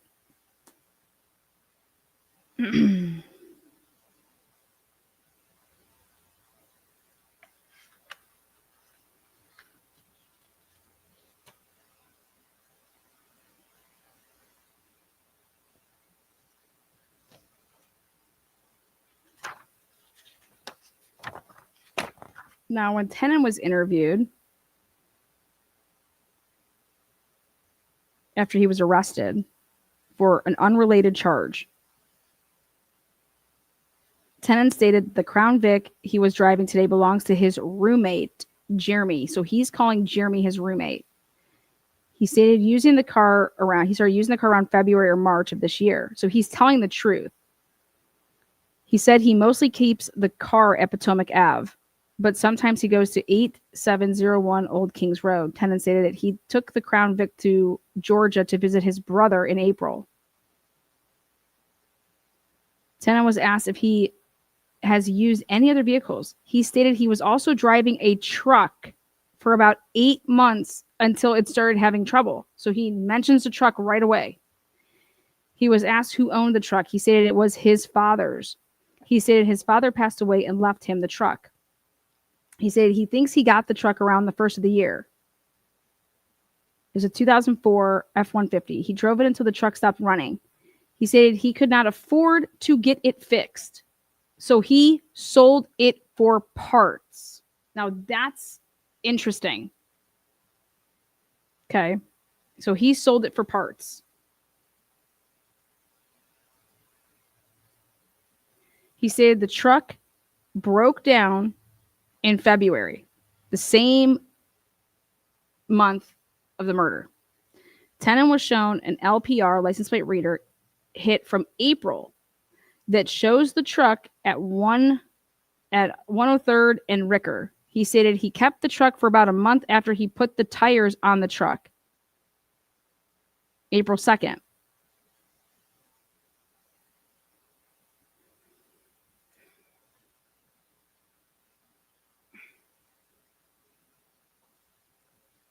April 2nd would be after the murders if he got new tires on the truck. Tenon was asked if he ever had to have the truck towed anywhere. He said that he had it towed home in April when the oil pump went out. He said he then sold the truck for parts in a cash deal. He did not know the person's name who purchased the truck. Now, I think he's trying to keep somebody out of it who has nothing to do with this, in my opinion. I don't think that He was asked if he had ever let anyone else drive his truck. He said the only one he ever let drive his truck or his car was Jimmy, but he was always with him.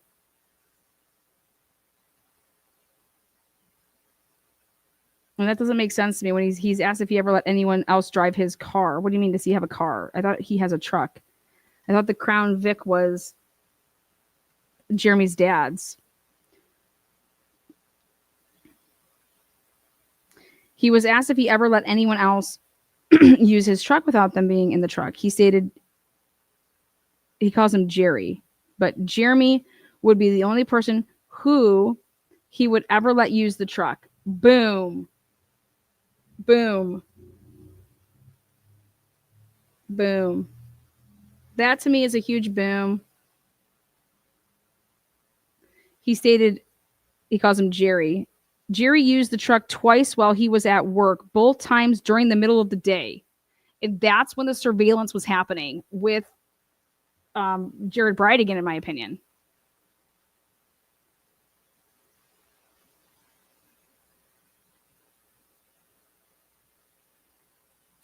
Tenon was shown a picture of the truck and asked where he was going on February 16th around 6:30. He stated if he was out at the beach, he went at a restaurant, Burnt Ends. He was asked where it was. He stated it was on the right off Beach Boulevard, approximately 4 blocks past Taco Lou. So why would Henry Tenon be saying all of this shit, right? Like, he has no problem telling these cops this shit, okay? Now, if you were the one that was in some deal with Mario Saldana, okay, Mario Saldana would have said, you don't say anything and get a lawyer and we'll pay for your lawyer, right? We just need you not to say anything.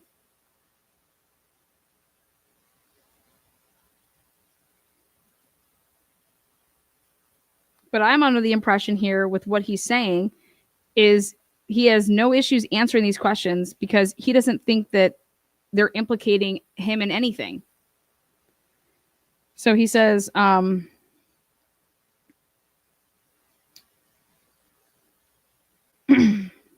should be noted that the only barbecue restaurant in that location is Mojo's Barbecue, located at 1500 Beach Boulevard. Tenon was advised the night he was at the beach, there was someone murdered. He was asked who had his truck during the murder. He initially stated he did not know. He then asked what night it was again. He was asked if he was in the truck. He stated he was not in the truck. He was asked who had his truck. He stated he did not know. He was asked if Mario had his truck. he then stated no. He was asked again what happened to his truck that night. He did not answer. He was then asked why his phone was off that night.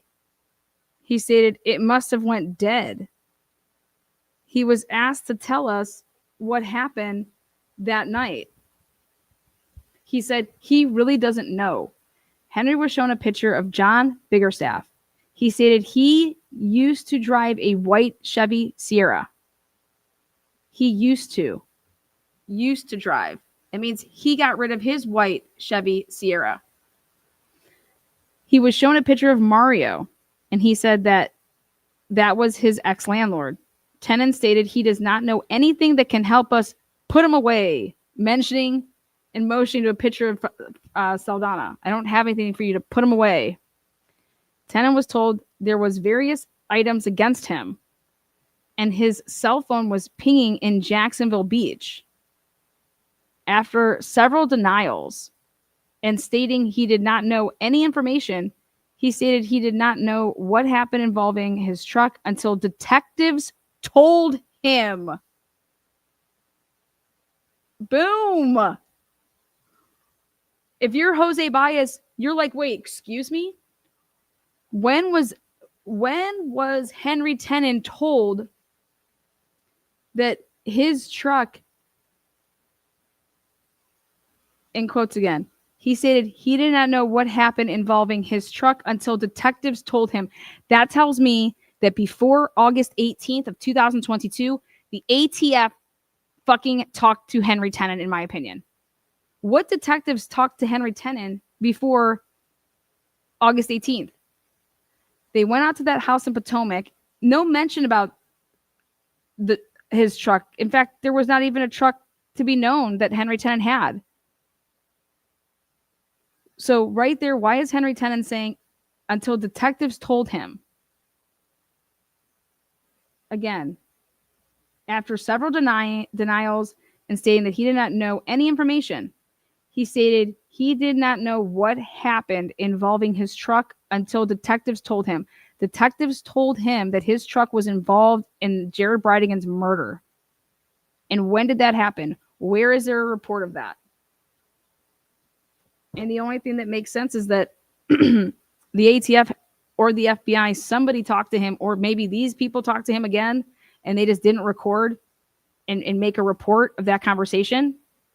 But you have to believe that Jose Baez has to be all over that. He stated he drove to the truck. He stated he drove the truck to the restaurant. He stated he drove to the barbecue restaurant in Jacksonville Beach sometime after 5 p.m.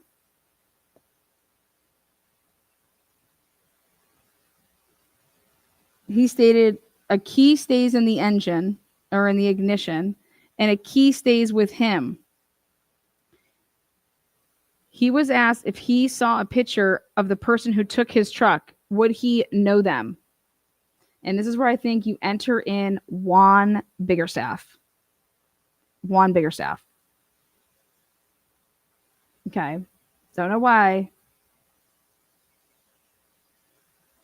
He stated he would. If you had a picture of him, I would know who fucking came and got my truck. Okay.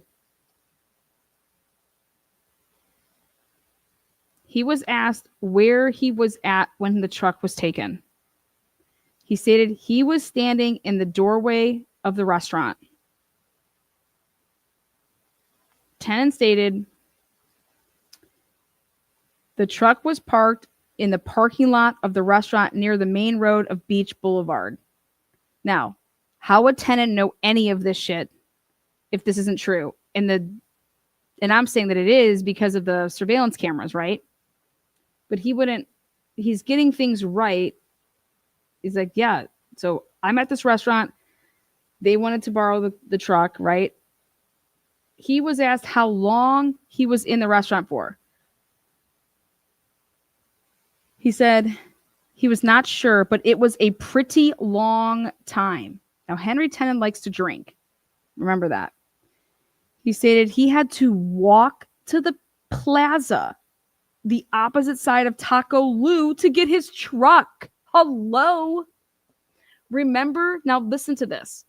If you go back and you think about this, the plaza behind, and that's where the truck was in the cul-de-sac, and it was like there for 19 minutes or some shit like that.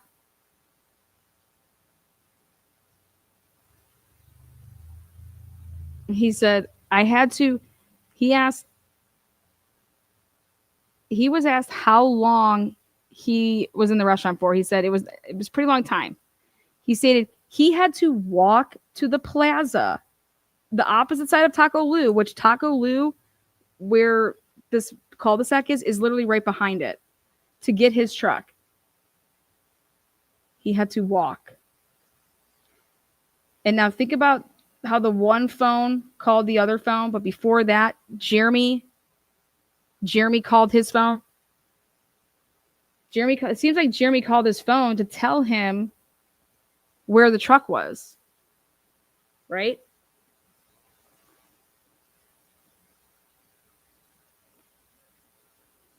That's what it sounds like to me.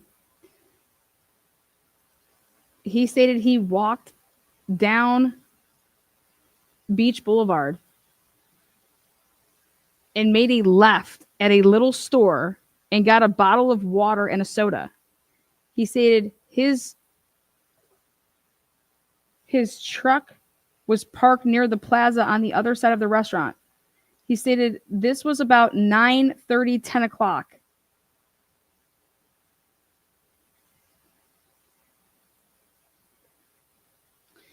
He was asked if the same person who asked to borrow the truck is the same person that took it from the parking lot. He said it was not. Is the same person that asked to borrow the truck the same person that took it? Okay. He says, no. What?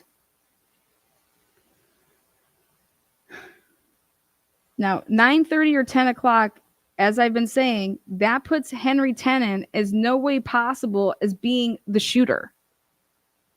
If Jared Bradigan was shot at 7:52, right?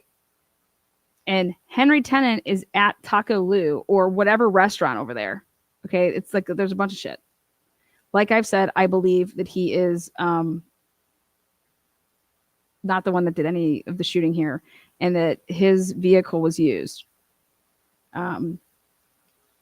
So, and if you're talking about, and if you go to his phone, and when his phone and stuff was turned on, because that's the other thing that I think is interesting when they're saying, I'm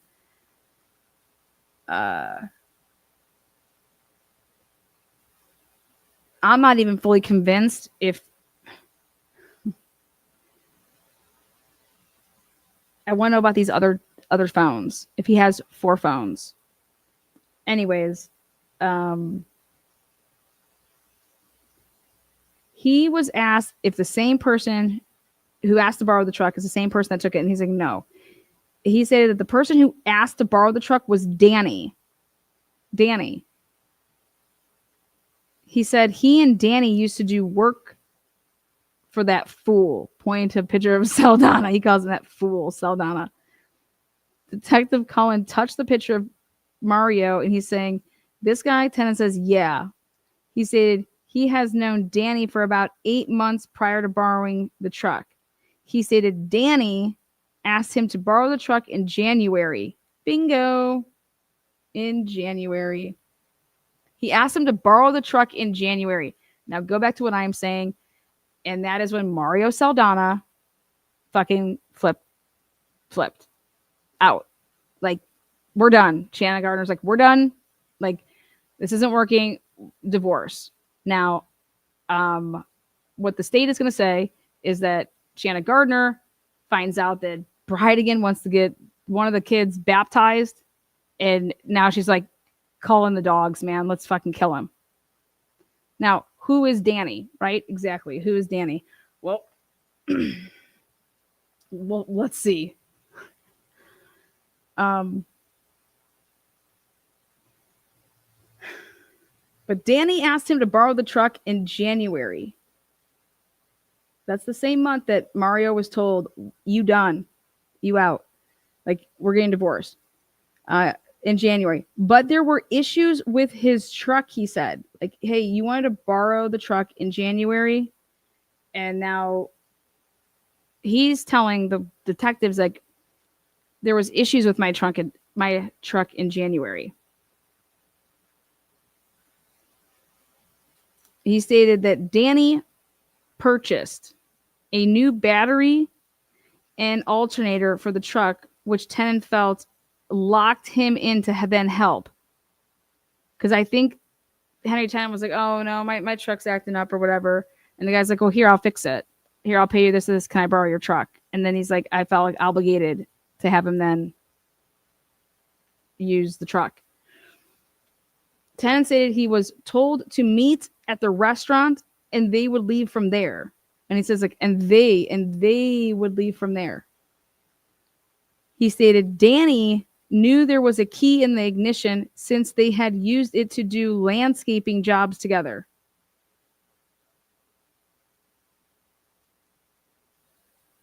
Tenon was asked if he used his secondary cell phone to call his cell phone that was left in the truck. Now, that's interesting to me that would be the question. Because it wasn't left in the truck. He stated he used his phone to call the phone in the truck because he could not find the truck.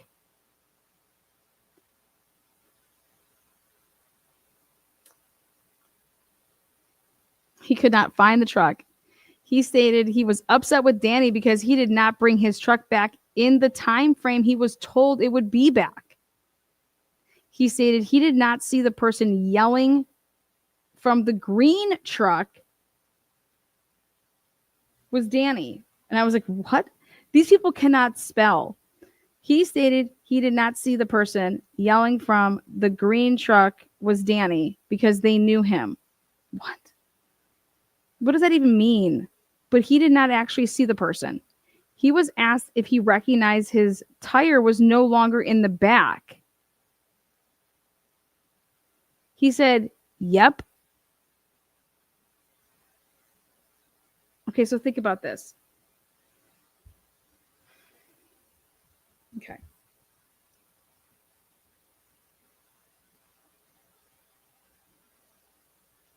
The green truck, I think that he's referring to when he says green truck, that's got to be his own truck. Like he's referring to it as like green, but it's like bluish green. You guys know that color? So he said he did not see the person yelling from the green truck was Danny because they knew him. So he's saying that the person that was yelling from his green truck, it was not Danny, it was somebody else. And he knows who John Biggerstaff is. And that's where I say enter in Juan Biggerstaff. Juan.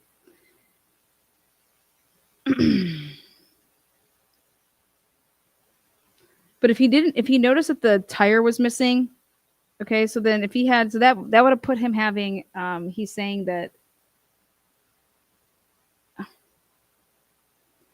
he was asked if he talked to Danny after that night. He stated no, because Danny did not bring his truck back and he does not have his phone number. He asked if Danny was white or black. He was shown a picture of John Biggerstaff and asked if that was who came and got his truck. He said he did not think it as him. Tenon stated there isn't a whole lot he can tell us other than it was his truck. And he was not driving the truck.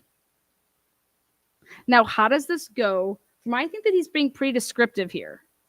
Okay. Now, how does he go from that? Okay. To then the state is able to get this man, Henry Tenon, to say that he's the shooter, he's the killer, and that he was paid by Mario Saldana.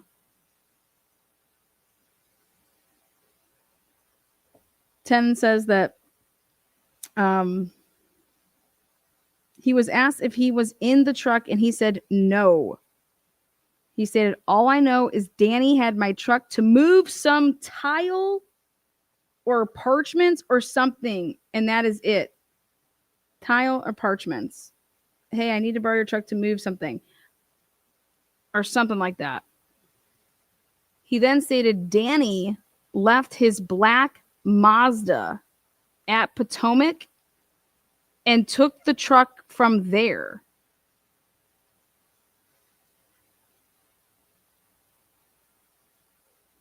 That would mean that Henry, like, think about this.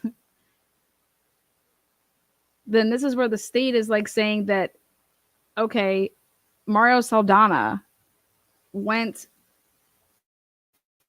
to Potomac before the murders. And I'm like, well, he's telling you a black Mazda, man. Now you should be finding out who owns a black Mazda, right? Or like something like that. But I said, more importantly, you should be backing up and saying, wait a second. So you didn't drive your truck to... How did you get to... When did you go to Taco Lu area? When did you go over to that restaurant? Like, how did you get over there? He stated that Danny left his black Mazda at Potomac and took the truck from there. He stated, to the best of my knowledge, Danny had my truck.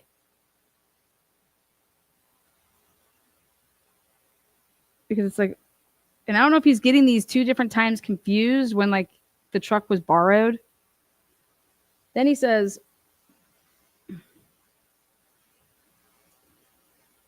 Henry stated, we, the police, have pictures of his truck and he want not in it. He was not in it. He stated anything he says is going to be messed up because he can't say Fernandez Saldana took his truck. He said it was one of his rims and tires left at the crime scene, which was fucked up.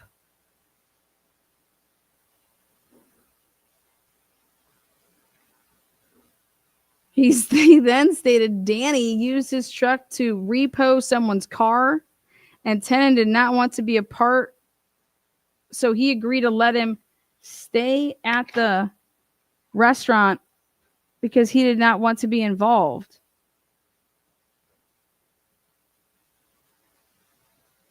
Okay, this is what he's saying. He's saying that the black Mazda came to Potomac, but when they drove off in the truck, Danny and him were in the truck together.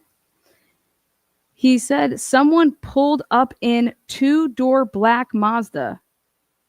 Tenon then stated, there is nothing else I can tell you. Detective Cullen asked Tenon what his concern was with telling us the truth. He stated his main concern is always about his kids and grandkids.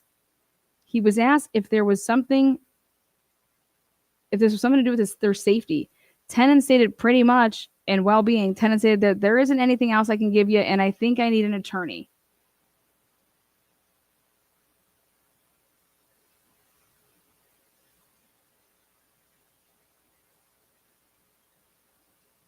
Now, Wednesday, August 24th, I met with Henry Tenon at the Duval County Pretrial Detention Center in an effort to collect a DNA sample. Present during the encounter was myself, Detective Corporal Santiago, and Tenon's attorney, Al Chipperfield. And so I was like, oh my God, if he had Al Chipperfield from Jump here, right? This dude, Chipperfield, I thought he got Chipperfield after they arrested him for the actual murder. But now, knowing that he had Al Chipperfield immediately, as in August 24th, that totally changes the game for me as to now I know why Tenon would do what he did. Because then what ends up happening is again, like I said, now the next day, detectives were speaking. They had an interview with somebody, and he primarily speaks Spanish, and his English is limited, so I translated. The interview was an audio-video recording and was copied to a disc and placed into the property as evidence. Mr. Vegueroa is a mobile mechanic, and his business card was in Henry Tenon's possession. He has not worked on any Ford 150 blue trucks and has only worked on a white 2001 Ford F-150 truck in the last 6 months. He has only worked on a green or blue Ford Crown Victoria. He was shown multiple photographs of Henry Tenon, John Biggerstaff, Mario Saldana, and Daniel Holmes. And I'm like, where the fuck did they pull this name Daniel Holmes from? He did not recognize anyone from the photographs. He was unable to provide any information regarding this case. There was no further. So that's the first time when people are like, who's this Danny guy? Well, I would literally turn the page and it's like, voila. On Wednesday, August 24th, when Alan Chipperfield is now part of Henry Tenon's team, on the same day, a Daniel Holmes name has popped up. And I pulled a bunch of stuff off the internet on who I think this person is, but there is no interview in here of a Daniel Holmes. Dude.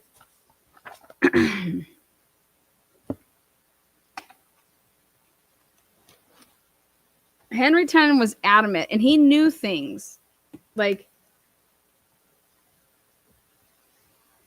I just don't think I don't think he's the shooter.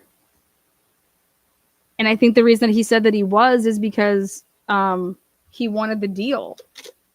He wanted, I mean, I bet you Mario and Biggerstaff and all these guys are like, wait, what the fuck? Why is Henry Tenon saying that he shot Jared Bridegan?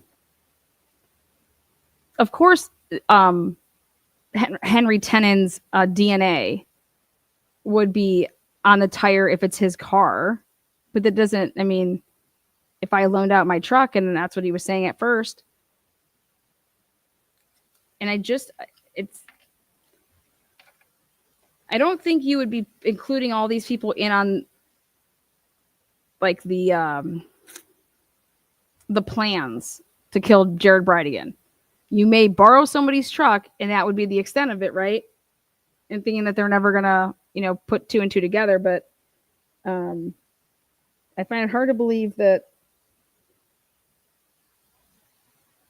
hey, Henry, I don't really know you from Adam. You want to go ahead and shoot Jared Bridegan for me? And that's, if you look up Henry Tenon's rap sheet, that's not what he's not a violent offender. It's not what he is. But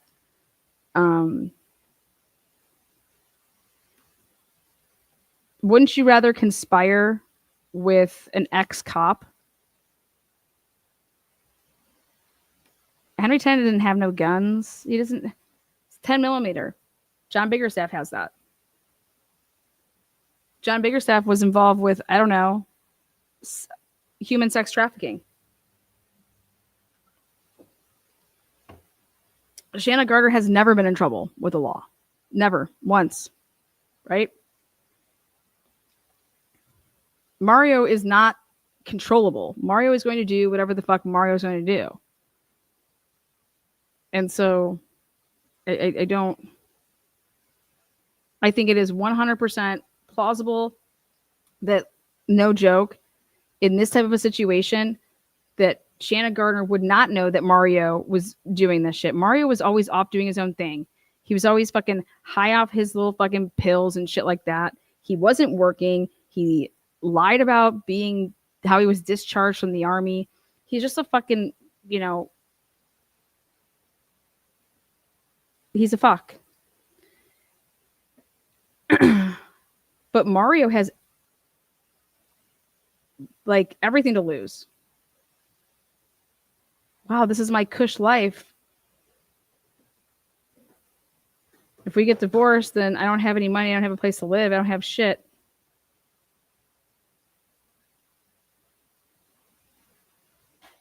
Shanna Gardner would just She was just taking him to court. I don't, there was no, I don't know. Do I think that, I mean, obviously after I think that he would be shot and killed, well, who did this? And maybe Shanna Gardner's over here like, Mario was home because I was home and I know that he was home. So I know that he didn't do it, right? I don't know. But if I was scared of Mario and she would be talking to her lawyers, I guess, I don't know, and saying, I don't know, maybe I feel like Mario did do this, but I didn't have anything to do with this. And maybe he did this because I was leaving him. I don't know. And he's going to try to like blackmail me. I'm just saying like, this is a different situation than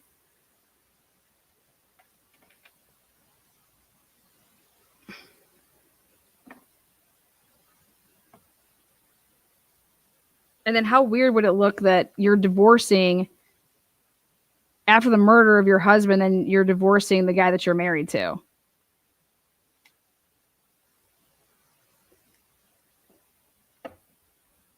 Mario is not a guy that takes orders from women. Shanna Gardner is not sitting around at the table with them because Shanna Gardner wouldn't be welcomed to that.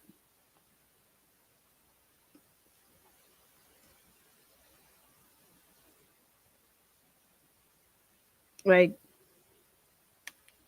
that's not who army guys are. Okay? Sorry. And then,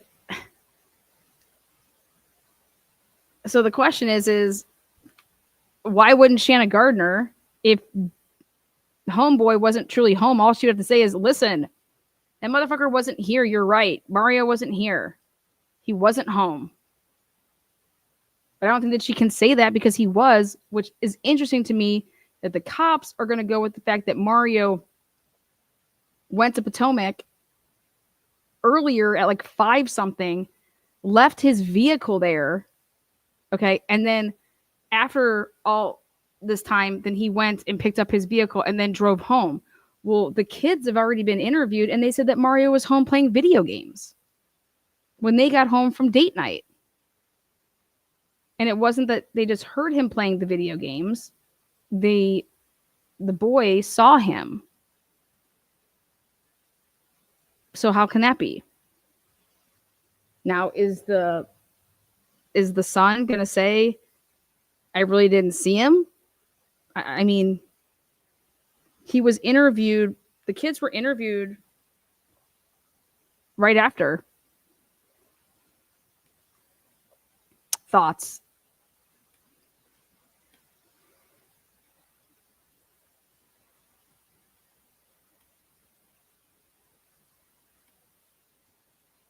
Danny. Choop, choop, choop, choop.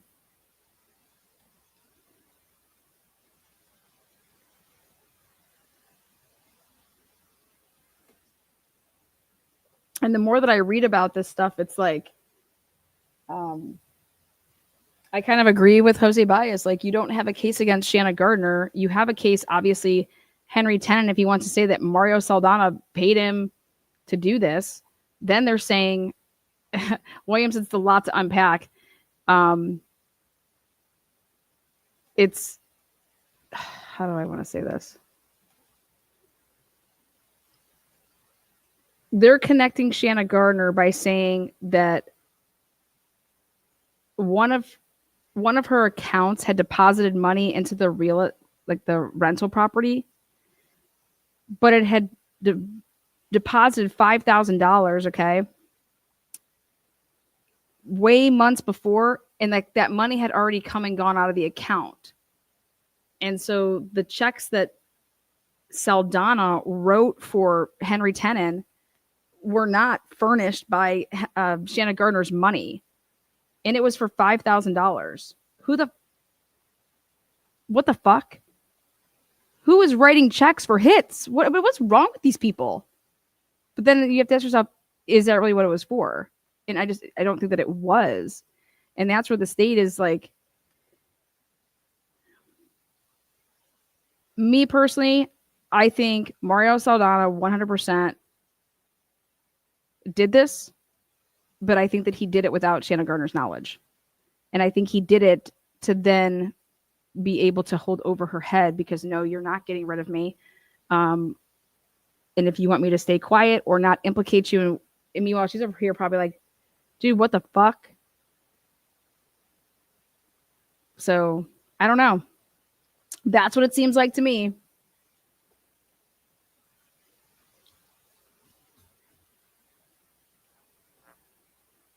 I can't imagine that I'm going to be telling people, my friends, the school, that, and Mario was telling people, Mario and Gardner weren't even having sex. They weren't fucking.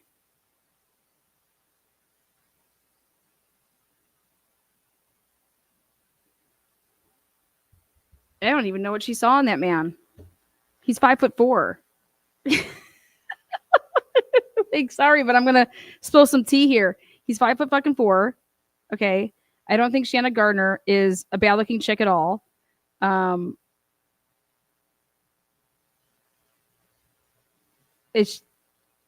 She doesn't need him. Right? But then if you look at the design of their whole marriage, first right of refusal, the kids are getting older. Like, you're involved in stuff. You're just, I don't buy it that she had Jared Bridegan murdered over a baptism. Like, what? And I want to know the date, because following him or going to the whole, what is it? Going to the January 16th. I believe the email was the 24th of January. So that doesn't explain why would on January 16th, before that was ever even an email, why was Henry Tenon's vehicle used, the truck used, seen on license plate readers over in Jacksonville Beach and following Jared Bridegan back then? That would have been before. So if you don't know about the whole baptism thing, it hasn't happened yet, then him following him on the 16th of January, you guys understand, like, that can't be that. And I think it's because of the whole divorce.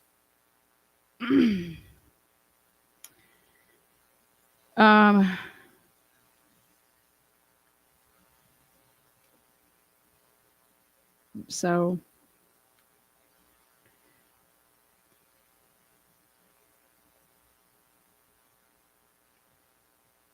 I don't see how a smart detective wouldn't have figured out Shanna was not involved. Did they try and get her to testify against him and she said no? So then they charge her. I think that they got tunnel vision. I think that when these old school messages from 2016 and 2017 talking to like 50 and 60-year-old women, saying things like, do you know a magician so she can just make Jared disappear? Dude, what? Like, yep, I need some funeral potatoes now. What?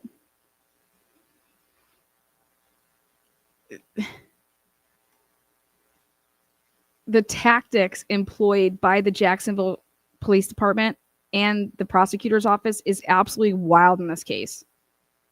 Like, they were threatening this woman, this KJ woman. Like, they tracked her down at the Publix in Florida and was like, you need to come with us to the police department. Like, a car in front of her, a car behind her. And she's like, what are you talking about? Then she gets to the police department and they have her picture up with Henry Tenon and fucking Mario and Shanna Gardner. And they're like, you're involved in this. You've been conspiring with Gardner to kill Jared. And she's like, what the fuck are you talking about? No. Are you kidding me? And then here, you're like, I don't even know if Mario was even involved. I don't know about that.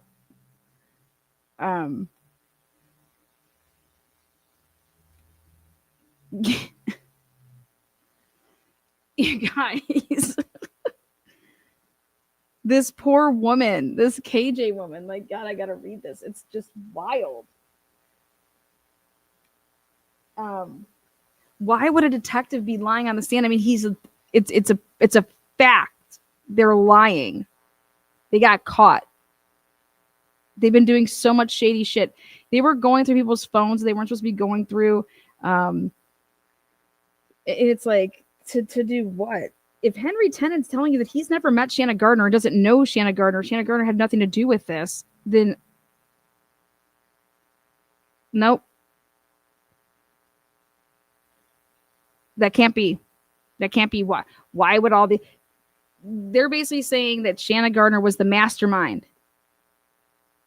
In my opinion, the cop did it. Yeah, but why would the cop do it? That's my whole point. I don't think, as far as like Mario pulling the trigger, I don't know.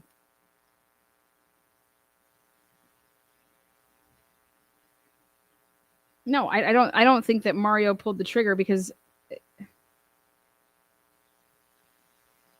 well, oh my God. The only people that would have known Jared's route home, okay, is somebody that, hey, this is what happens on Wednesdays, okay?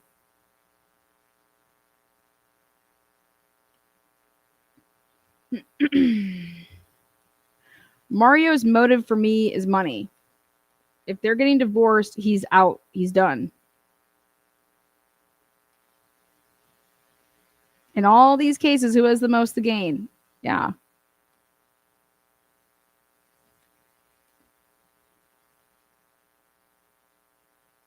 Yeah. She wasn't getting back. She hated Jared. They both hated each other. Okay. There's nothing like that. It was do I believe that Shanna Gardner had her ex-husband killed so that she just didn't have to deal with him anymore? No, I don't. And do I think that she had her ex-husband killed because he wrote an email about wanting the daughter to get baptized? No, I don't. No. The kids were getting older. They're going to be deciding what they want to do. There's no controlling that. They can see things for themselves. Like,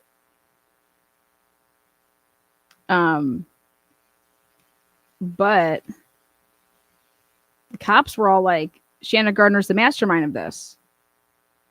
And that Shanna Gardner basically put Mario up to this, and it's like, what? John Biggerstaff said that he never met Shanna Gardner, and at the one time that he had mentioned Shanna Gardner's ass, that Mario like went crazy on him.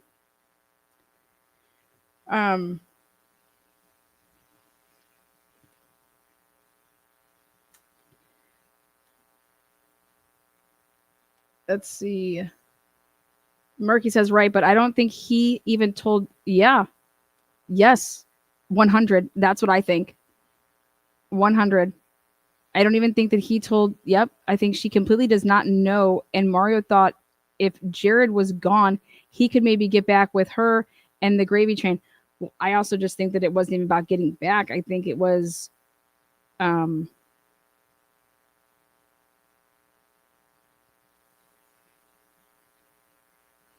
he was losing control.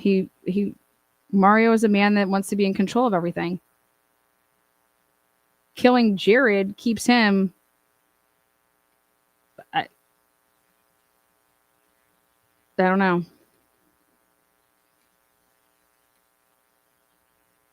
He knew she would not go for that. What if it's Jared's new wife, who, after seeing all the problems with Jared and his ex, didn't want to go through the same problems, so she wanted him unalive? Well, she was on the phone with him right before the murders, but I don't think it's her.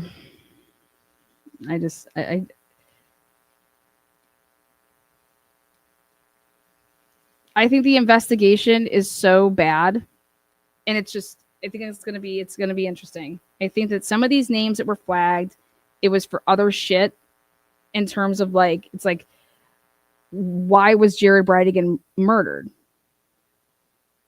And when certain names were put in to be looked into, it revealed, wow, these people that the names are being mentioned are really fucking, they're into bad shit. I get your point now, Tardy. He will lose out money regardless if Jared is dead or alive, is my point. Who? Mario?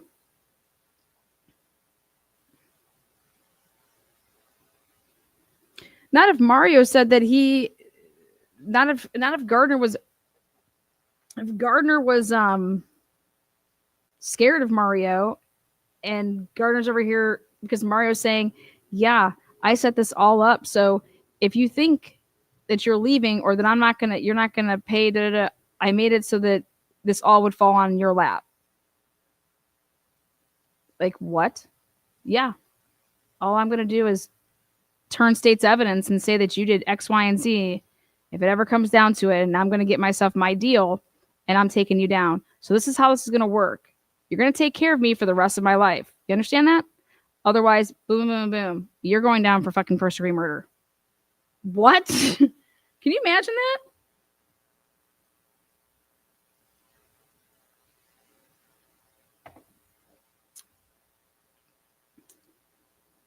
Bag of Dick says, yes, it's been really weird about this trafficking. Yeah. Well, I said, why would the ATF be involved day one? Dude, when Dan Markel was shot and killed, the FBI wasn't involved.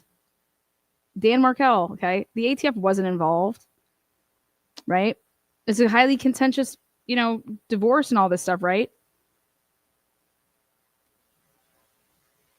The way the progression of this case is mind-blowing because I just believe that evidence was planted to be able to lead to X, Y, and Z type shit.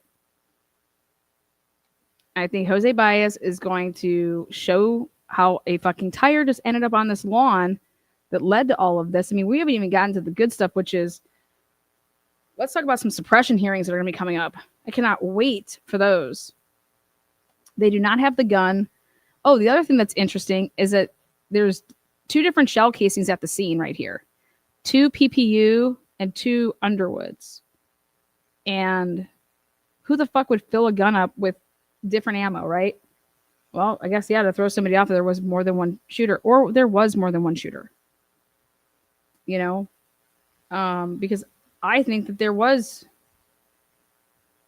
2 people. There was somebody in front of Jared and there was somebody behind Jared. And they boxed them in.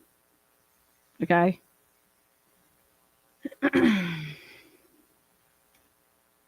The tire on the lawn is sus, in my opinion, planted by the cops 1,000,000%.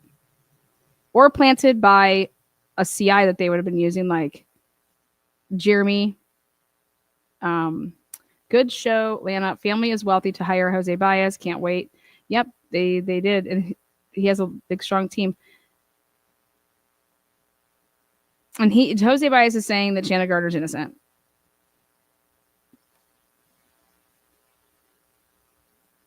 The tire throws me off, right? Where'd the tire come from? So is a planted tire the same as a planted knife sheath? Well, in this case, if that tire wasn't on that lawn, nothing could have happened. You need that tire to be able to then get more search warrants. That tire leads to everything.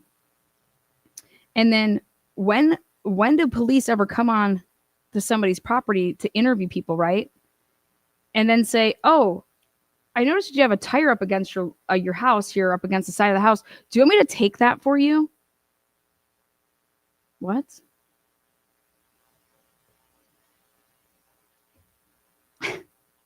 And then Jeremy's like, yeah, I don't care. You can take it. Can we get rid of that for you? Sure. And now, did that even occur?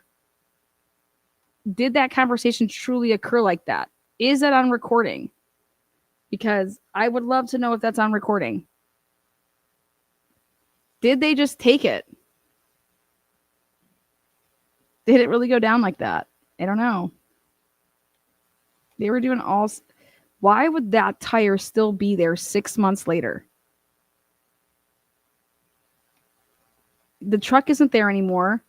And so somebody just decides, hey, I'm getting rid of this truck. Oh, wait, you know what? Let me grab that tire. I need that tire.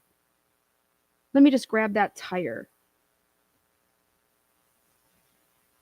Fucking no way. That makes no sense. Who are the CIs? Jeremy Ordwell, John Biggerstaff. According to Jose Baez, there are 2 unindicted co-conspirators. And I've narrowed those down to Jeremy Ordwell and John Biggerstaff. And so this would have been a conspiracy. And I also believe that Juan Biggerstaff is involved because he was the last person to supposedly have the guns of his dad, because his dad got, popped in 2016 with a felony. And yeah.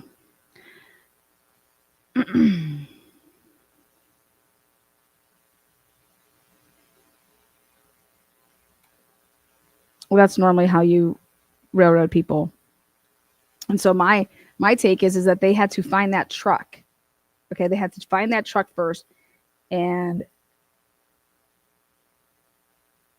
that's why they couldn't go and interview anybody like a Jeremy, like a Henry Tenon, nobody at that Potomac residence until they found the truck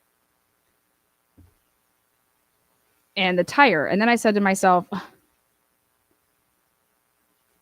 well,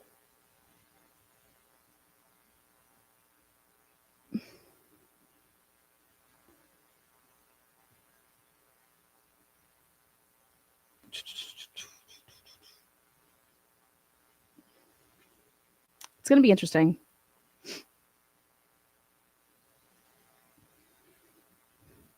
Lana, I watched Libby and Abby doc yesterday. Off topic, who found the shoe first? Oh yeah, by the way, they took down my Delphi shit.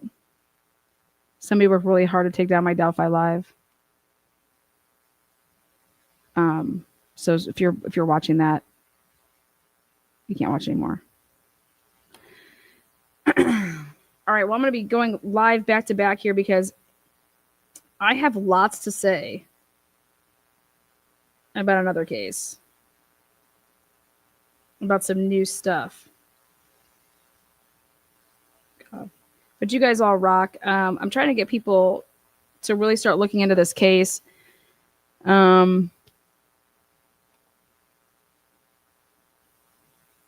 It's just a big, for me, it's about our rights. Okay. And if you start doing crazy ass shit, that's what can lead to, not the right results. And I think that Jared deserves the right results, and whoever did this to him deserves, true justice and the truth, and his kids deserve that. Right. But yes, it does. Well, it's just a evidentiary hearing.